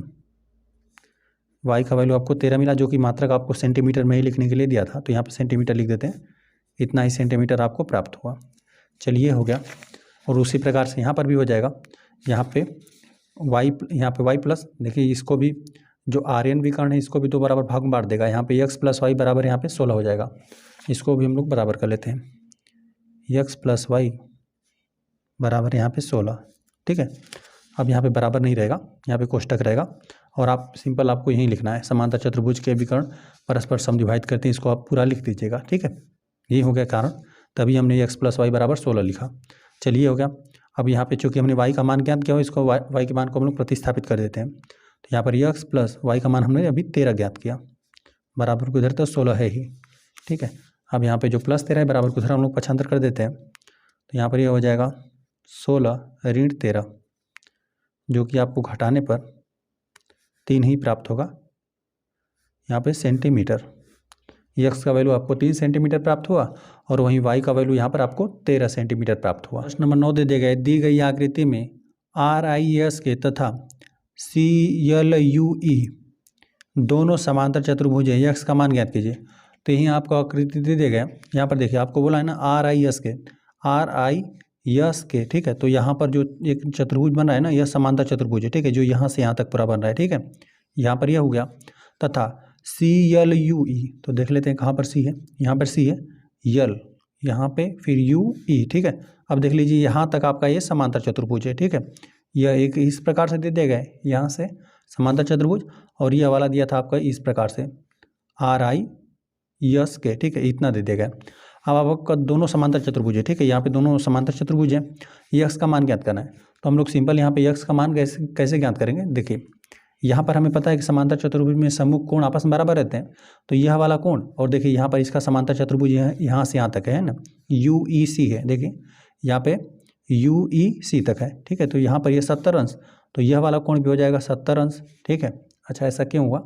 क्योंकि यहाँ पर कोई भी समांतर चतुर्भुज रहता है तो उसमें सम्मुख कोण आपस में बराबर रहते हैं। यह 70 अंश, तो यहाँ पर यह वाला भी कोण हो जाएगा 70 अंश, ठीक है। यहाँ पर ये हो गया 70 अंश। अब देखिए यहाँ पर हमें पता है कि कोई भी समांतर चतुर्भुज रहता है ना, तो आसन्न कोणों का योगफल कितना होता है? 180 अंश होता है। अब यहाँ पर यह 120 अंश है ना, तो यहाँ पर यह समांतर चतुर्भुज यहाँ से था, RIS के यहाँ तक है, ठीक है। तो यहाँ पर यह वाला कोण हमें ज्ञात हो जाएगा। इन दोनों कोणों का योगफल कितना हो जाएगा? 180 अंश। हमें पता है कि आसन्न कोण संपूरक होते हैं, तो 120 अंश और यहाँ पे प्लस 60 अंश हो जाएगा, ठीक है, क्योंकि इन दोनों का योगफल होना चाहिए 180 अंश। तो यहाँ पे 120 अंश है, तो यहाँ पर ये हो जाएगा 60 अंश। अब यहाँ पे ये हो गया 60 अंश और यह वाला कोण हो गया 70 अंश और यहाँ पर यह हो गया x। तो यहाँ पे एक त्रिभुज बन रहा है, तो हम लोग को पता है त्रिभुज के तीनों अंत कोणों का योगफल कितना होता है? 180 अंश होता है। तो यहाँ पे 60, यहाँ पे 70, 60 और x को जोड़ देंगे तो 180 अंश आना चाहिए, और उस प्रकार से हम लोग क्या कर देंगे? x का मान ज्ञात कर लेंगे, ठीक है। तो सिंपल हम लोग इसी प्रकार से लिखते हैं। यहाँ पर लिखते हैं हम लोग CLU, यहाँ पे CLU, यह कोण और बराबर यह वाला कोण हो जाएगा, ठीक है। इसको हम लोग इस प्रकार से लिख देते हैं, चलिए UEC ही लिख देते हैं, ठीक है। यहाँ पे कोण करके लिखते हैं, कोण UEC, U हो गया, फिर E हो गया और फिर हमने C लिख दिया, ठीक है। और चूंकि आपको यह कोण दे दिया गया था 70 अंश है ना, तो यह भी कितना हो जाएगा? 70 अंश ही होगा। जो यहाँ पे UEC कोण बन रहा है यह भी हो जाएगा 70 अंश। अब कारण दीजिए ऐसा क्यों आपने लिखा? यहाँ पर आपको पहले ही दे दिया गया है कि यहाँ पे समांतर चतुर्भुज है, जो यहाँ पे CLU लिख देते हैं, CLUE एक समांतर चतुर्भुज है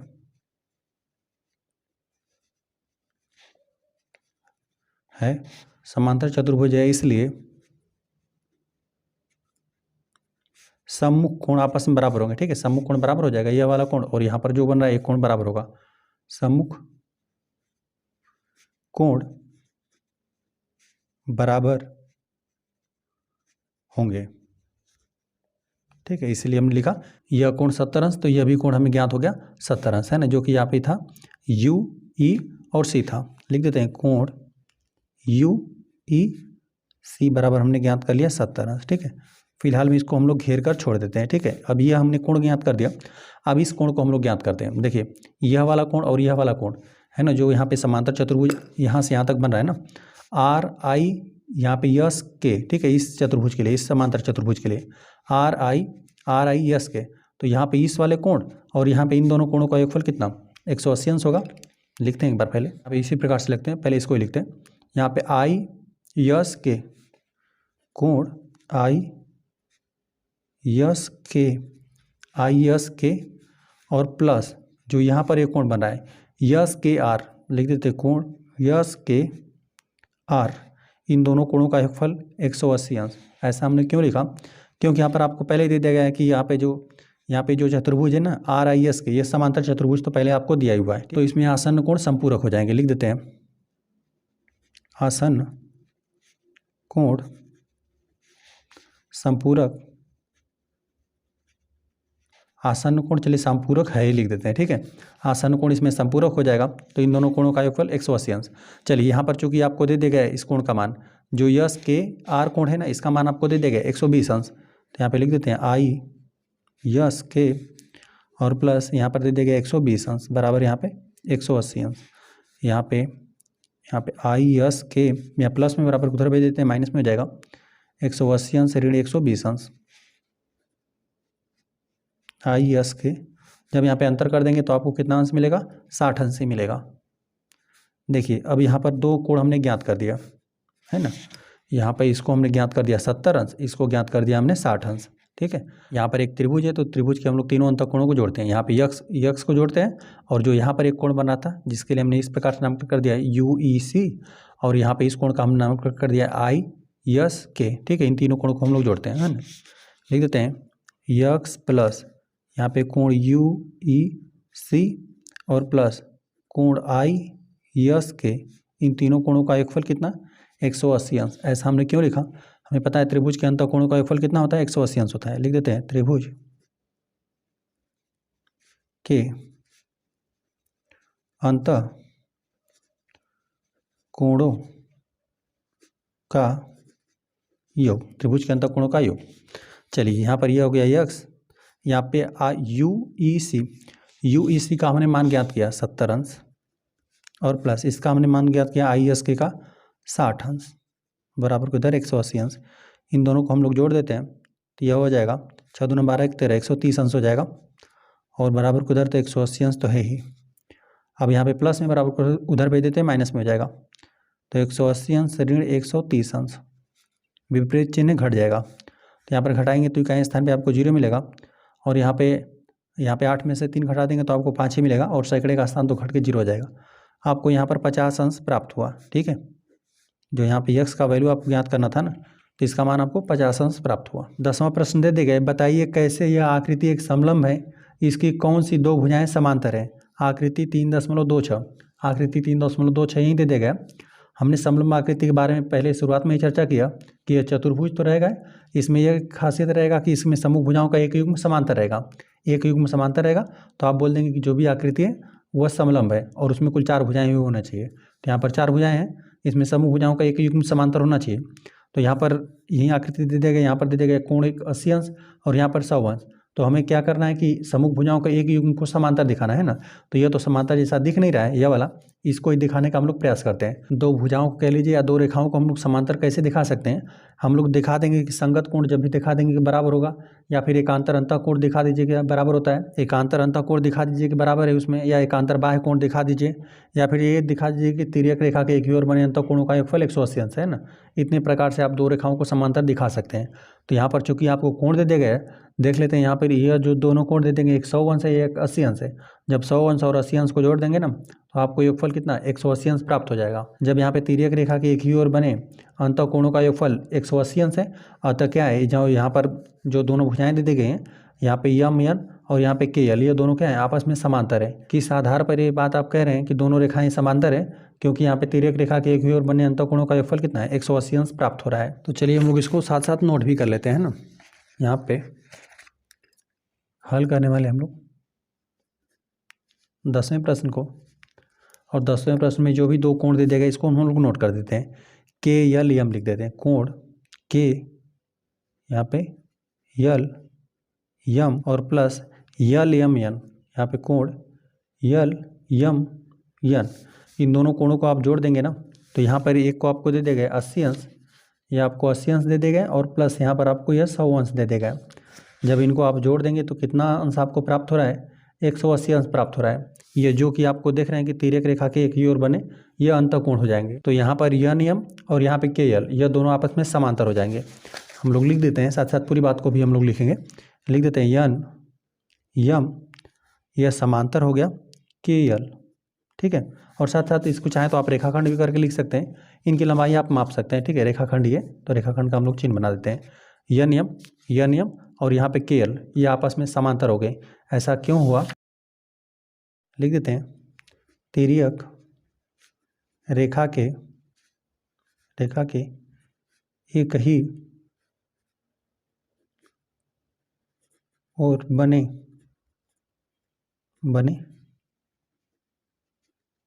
अंतःकोणों का योग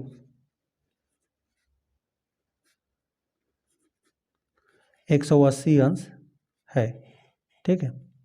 180 अंश है रहेगा, इसीलिए हो रहा है। इसलिए यहाँ पर ये दोनों भुजाएं आपस में समांतर हो गई। तो हम लोग कह सकते हैं कि यहाँ पे सम्मुख भुजाओं का एक युग्म समांतर हो गया ना। तो यहाँ पे जो आकृति दे दिया गया के यल यम यन, एक क्या एक समलंब है, ठीक है। हम लोग समलंब बोल देंगे क्योंकि यहाँ पर सम्मुख भुजाओं का एक युग्म हमने समांतर सिद्ध कर दिया, ठीक है। यहाँ पर हमने सिद्ध कर दिया कि यह वाली भुजा और यह वाली भुजा समांतर है। सम्मुख भुजाओं का एक युग्म समांतर हो जाएगा, तो जो दी गई आकृति रहेगी या जो दिया गया चतुर्भुज है यह समलंब हो जाएगा, ठीक है। हम लोग लिख देते हैं, अतः जो दे दिया गया के है के यल यम यन एक समलंब है। तो यहाँ पर हमें तिर्यक रेखा के एक ही ओर बने अंतःकोणों का योगफल 180 अंश मिला। अतः यह हमें जानकारी होगा कि यहाँ पर जो यहाँ पे इन दोनों कोणों का योगफल 180 अंश हो गया। अतः हमें पता चल गया कि यह दोनों भुजाएं क्या हैं आपस में समांतर है। जब समूह भुजाओं का एक युग्म समांतर हो गया तो यह जो दी गई आकृति ये क्या हो गया, एक आपका समलंब हो गया। ठीक है, तो यहाँ पर यह 10वां प्रश्न इसी प्रकार से हल हो गया। प्रश्न नंबर 11 दे दी गया आकृति 3.27 में यहाँ पे यम कोण सी, मतलब कोण सी की मेजरमेंट में बात कराएं, इसी कोण सी की बात कराएं, ज्ञात कीजिए। यदि यहाँ पर ए बी दे गए, ए बी यही भुजा है और ये बी से रेखाखंड समांतर है यहाँ पे सी डी के, यह दोनों आपस में क्या है, समांतर है। और यहाँ पर आपको यही सी कोण को ज्ञात करना है और यह वाला कोण का वैल्यू आपको दे दिया 120 अंश है। तो जब यहाँ पे दो रेखाएं आपस में समांतर है तो यहाँ पे तिर्यक रेखा के एक ही ओर बने अंत कोण का योगफल कितना होता है, 180 अंश होता है। तो यहाँ पर यह सिंपल 60 अंश हो जाएगा। ठीक है, क्योंकि यहाँ पर यह तिर्यक रेखा की तरह काम करेगा और यहाँ पे 120 अंश है तो यह हो जाएगा 60 अंश। ठीक है, लेकिन यहाँ पर हम लोग सिंपल इसको लिख कर ज्ञात करते हैं। ठीक है, लिख देते हैं कोण बी प्लस कोण सी, इस प्रकार से लिख देते हैं। इन दोनों कोणों का योगफल कितना हो जाएगा, 180 अंश, क्योंकि आपको पहले ही प्रश्न में दे दिया गया है ना कि यहाँ पर ए बी समांतर, ए बी जो है ए बी रेखाखंड और यहाँ पे सी डी यह आपस में समांतर है। तो यहाँ पे ये तिर्यक रेखा हो गया, तिर्यक रेखा के एक ही ओर बने अंत कोणों का योगफल कितना, 180 अंश। अभी यहाँ पर हमने फिलहाल में तो लिख दिया हमने, ठीक है, लेकिन हमें ज्ञात नहीं है तो यहाँ पर हम लोग लिख देते हैं कोण बी धन कोण सी। ठीक है, इन दोनों कोणों का योगफल 180 अंश और यहाँ पे कोण बी का मान आपको दे दिया गया है। ठीक है, यहाँ पे लिख देते हैं कोण बी धन कोण सी, इन दोनों कोणों का योगफल 180 अंश। ऐसा हमने क्यों लिखा, क्योंकि आपको प्रश्न में ही दे दिया गया था ना कि ए बी जो रेखाखंड था, यहाँ पे ए बी रेखाखंड यहाँ पे और डी सी करके दिया था, डी सी ये दोनों आपस में समांतर है। तब क्या हो जाएगा, हम लोग लिख देते हैं तिर्यक रेखा के एक ही ओर बने अंतः कोणों का योग 180 अंश होता है। ठीक है, हमें पहले ही दे दिया गया था कि यहाँ पर ए बी और सी डी, यहाँ पर ए बी और सी डी आपस में समांतर था तो यह तिर्यक रेखा की तरह काम करेगा। और इसकी बात करते हैं तो ये भी तिर्यक रेखा की तरह काम करता है, लेकिन यहाँ पर हमें इसकी आवश्यकता नहीं है। यहाँ पर आपको एक मान दे दिया गया, इसको ज्ञात करना था। तो यहाँ पे एक तिर्यक रेखा होगा, यहाँ पे इसका मान 120 अंश और यहाँ पर इसका हम लोग ज्ञात कर लेते हैं। ठीक है, क्योंकि हमें पता है कि यह दोनों रेखाएं आपस में समांतर, ये तिर्यक रेखा हो गया, एक कोण आप ज्ञात है तो इसको अभी आप मान ज्ञात करेंगे, क्योंकि तिर्यक रेखा के एक ही ओर बने अंतःकोणों का योगफल 180 अंश होता है। तब यहाँ पर हमने लिख दिया कोण बी प्लस कोण सी बराबर यहाँ पे 180 अंश। कोण बी का मान आपको दे देगा 120 अंश, यहाँ पे लिख देते हैं 120 अंश प्लस यहाँ पे कोण सी बराबर 180 अंश। ठीक है, अब यहाँ पे 120 को हम लोग बराबर के उधर पक्षांतर कर देते हैं। ठीक है, यह यहाँ पर यह एक तरफ है। ठीक है, यहाँ पर कोष्टक के अंदर हमने इस लाइन के लिए लिखा हुआ है। अब इसके आगे यह हल करते हैं। यहाँ पे 120 को हम लोग बराबर के उधर पक्षांतर कर देते हैं तो 180 अंश ऋण यहाँ पे 120 अंश हो जाएगा, 120 अंश। तो यहाँ पे कोण सी का मान आपको 60 अंश प्राप्त होगा। ठीक है, 180 में से जब आप 120 अंश घटा देंगे तो आपको कोण सी का मान ही ज्ञात हो जाएगा। और ज्ञात भी सिंपल आपको यही करना था, है ना, कोण सी का मान ज्ञात करना था, जो कि हमने ज्ञात कर दिया, 60 अंश आपको प्राप्त हुआ। प्रश्न 12 दिया हुआ है आकृति 3.28 में, यही आकृति की बात कर रहा है, 3.28 यही है। कोण पी तथा कोण यस की माप ज्ञात कीजिए। कोण पी यहाँ पर है, कोण यस यहाँ पर है, कि माप आपको ज्ञात करना है। यदि यहाँ पे यस पी समांतर, यहाँ पे यस पी इसकी बात कर रहा है, यह समांतर है, यहाँ पे आर क्यू यह दोनों रेखाखंड आपस में समांतर हैं। ठीक है, यदि आप यम कोण आर यहाँ पर है, ठीक है, ज्ञात करते हैं तो क्या यम कोण पी को ज्ञात करने की एक से अधिक विधि है। यहाँ पर पूछा है कि यदि आप मेजरमेंट कोण आर की बात कर रहा है, ज्ञात करते हैं तो क्या आप कोण पी को ज्ञात करने की एक से अधिक विधि है। तो यहाँ पर सिंपल आपको कोण पी को ज्ञात करना है और सिंपल इसमें ज़्यादा क्या विधि है, एक विधि से आप इसको ज्ञात कर देंगे। देखिए यहाँ पर दे देगा 130 अंश और यहाँ पर लिखा गया है कि ये 90 अंश है ना, यहाँ पे स्क्वायर बनाया है ना, तो ये 90 अंश है। अब यहाँ पर दे देगा कि चूंकि यह दोनों भुजाएं आपस में समांतर है तो यहाँ पे एक समलंब चतुर्भुज बना हुआ है। ठीक है, समलंब है, समूह भुजाओं का एक युग्म समांतर है। अब यहाँ पे चूंकि यह 90 अंश हो गया ना, अब यहाँ पर पहले ही दे देगा कि समांतर है तो तिर्यक रेखा के एक ही ओर बने अंतःकोणों का योगफल कितना, 180 अंश हो जाएगा। यहाँ पे समांतर है, यह कोण 90 अंश तो यह भी कोण कितना हो जाएगा, यहाँ पे यह भी कोण हो जाएगा 90 अंश। ठीक है, तो यहाँ पर एक से अधिक विधियाँ हो सकती हैं। यहाँ पर तो एक चतुर्भुज है, आप सभी अंतःकोणों को जोड़ देते तो 360 अंश हो जाता। तो यहाँ पे 360 अंश में से यहाँ पर इन सब का योगफल आप घटा देते, तब यहाँ पे इस कोण का आप मान ज्ञात कर लेते। ठीक है, एक तो इस तरीका से भी आप ज्ञात कर सकते हैं इसको, और एक तरीका से इस तरह से भी आप ज्ञात कर सकते हैं। क्योंकि यह दोनों भुजाएं आपस में समांतर है तो तिर्यक रेखा के एक ओर बने अंतःकोणों का योगफल 180 अंश हो जाएगा। यहाँ पर यह 30 अंश है तो यह कितना अंश होगा, 50 अंश, तो 50 अंश हो जाएगा, ठीक है, क्योंकि इन दोनों कोणों का अभियोगफल कितना 180 अंश होना चाहिए। तो इस प्रकार से भी आप ज्ञात कर सकते हैं, ठीक है। तो हम लोग इसी प्रकार से ज्ञात कर देंगे। अब चूंकि यह 90 अंश है और यह भी 90 अंश हो जाएगा। ऐसा क्यों? क्योंकि यहाँ पर पहले दे दिया गया था कि यह दोनों भुजाएं आपस में समांतर था तो यह 90 अंश दिया हुआ है। तो यहाँ पे तिर्यक रेखा के एक ही ओर बने अंतःकोणों का योगफल 180 अंश हो जाएगा। 90 यह तो 90 यह हो गया। लिख देते हैं यहाँ पर कोण आर प्लस कोण यस, इन दोनों का योगफल 180 अंश। ऐसा हमने क्यों लिखा? क्योंकि आपको पहले प्रश्न दे दिया गया है कि यहाँ पे जो एस पी है और यहाँ पे आर क्यू, ये दोनों समांतर है। यहाँ पर दिया हुआ है प्रश्न में आपको एस पी समांतर आर क्यू, ठीक है, ये दोनों रेखाखंड आपस में समांतर है। तब तिर्यक रेखा के एक ही ओर बने अंतःकोणों का योगफल कितना हो जाएगा 180 अंश। लिख देते हैं तिर्यक रेखा के एक ही और बने अंतःकोणों का योग 180 अंश होता है। तिर्यक रेखा के एक ही ओर बने अंतःकोणों का योग 180 अंश होता है। तभी हमने यहाँ पर इन दोनों कोणों को जोड़ दिया। यहाँ पर इस प्रकार से स्क्वायर जैसा बनाया हुआ है, इसका मतलब यहाँ पर आपको दे देगा कि ये 90 अंश है ना। तो यहाँ पर हम लोग इसको नोट करते हैं। यहाँ पर ये 90 अंश है प्लस यहाँ पे कोण यस बराबर यहाँ पर ये हो जाएगा 180 अंश। तो यहाँ पे कोण यस यहाँ पे प्लस में बराबर को उत्तर भेज दीजिए, माइनस में हो जाएगा 180 अंश और यहाँ पे 90 अंश घट जाएगा। तो यहाँ पर कोण यस का वैल्यू आपको 90 अंश ही प्राप्त हो जाएगा। तो यहाँ पे कोण यस का तो मान आपने ज्ञात कर दिया। अब यहाँ पर कोण पी का भी मान ज्ञात कर दीजिए, ठीक है, पी का भी ज्ञात करना है। तो यहाँ पर हमने बताया कि यह दोनों भुजाएं चूंकि आपस में समांतर हैं तो तिर्यक रेखा के एक ही ओर बने अंतःकोणों का योगफल 180 अंश हो जाएगा। तो यहाँ पर हम लोग कोण क्यू और कोण पी, देखिए यहाँ पर हम लोग लिख देते हैं कोण क्यू और प्लस कोण पी, इन दोनों कोणों का भी योगफल 180 अंश होगा, क्योंकि यहाँ पर यह दोनों रेखाएं समांतर एक तिर्यक रेखा की तरह काम करेगी। तो यहाँ पर इस कोण का और इस कोण का योगफल 180 अंश हो जाएगा। तो यहाँ पर कोण क्यू है, यहाँ पर कोण पी है, ठीक है। यहाँ पर आपको वैल्यू दे दिया गया कोण क्यू का 130 अंश प्लस यहाँ पे कोण पी बराबर यहाँ पे 180 अंश। और इसके लिए आप कारण लिख देंगे, क्योंकि यहाँ पर आपको दे दिया गया था पहले ही प्रश्न में, कारण सेम यही रहेगा। एस पी रेखाखंड समांतर है आर क्यू और तिर्यक रेखा के एक ही ओर बने अंतःकोणों का योगफल, ठीक है, तिर्यक रेखा के एक ही ओर बने अंतःकोणों का योगफल 180 अंश होता है। इसको आप पूरा नोट कर लेंगे, ठीक है। चलिए यहाँ पर 130 अंश को बराबर को उधर 75 कर देते हैं। कोण पी बराबर 180 अंश और ऋण यहाँ पे 130 अंश, घटा देंगे तो आपको 50 अंश ही ज्ञात हो जाएगा। तो यहाँ पर हमने कोण पी का मान ज्ञात कर दिया 50 अंश और यहाँ पे कोण यस का मान हमने 90 अंश ज्ञात कर दिया। और यहाँ पर आपको पूछा था कि यदि आप कोण आर ज्ञात करते हैं तो क्या आप कोण पी को ज्ञात करने की एक से अधिक विधि है? तो इसके लिए हमने बताया कि हाँ, एक से अधिक विधियाँ हो सकती हैं। यहाँ पर इन तीनों कोणों को ज्ञात कर देंगे और फिर सभी चतुर्भुज के सभी अंतःकोणों का योग कर देते, तभी भी आप पी का मान ज्ञात कर देते हैं।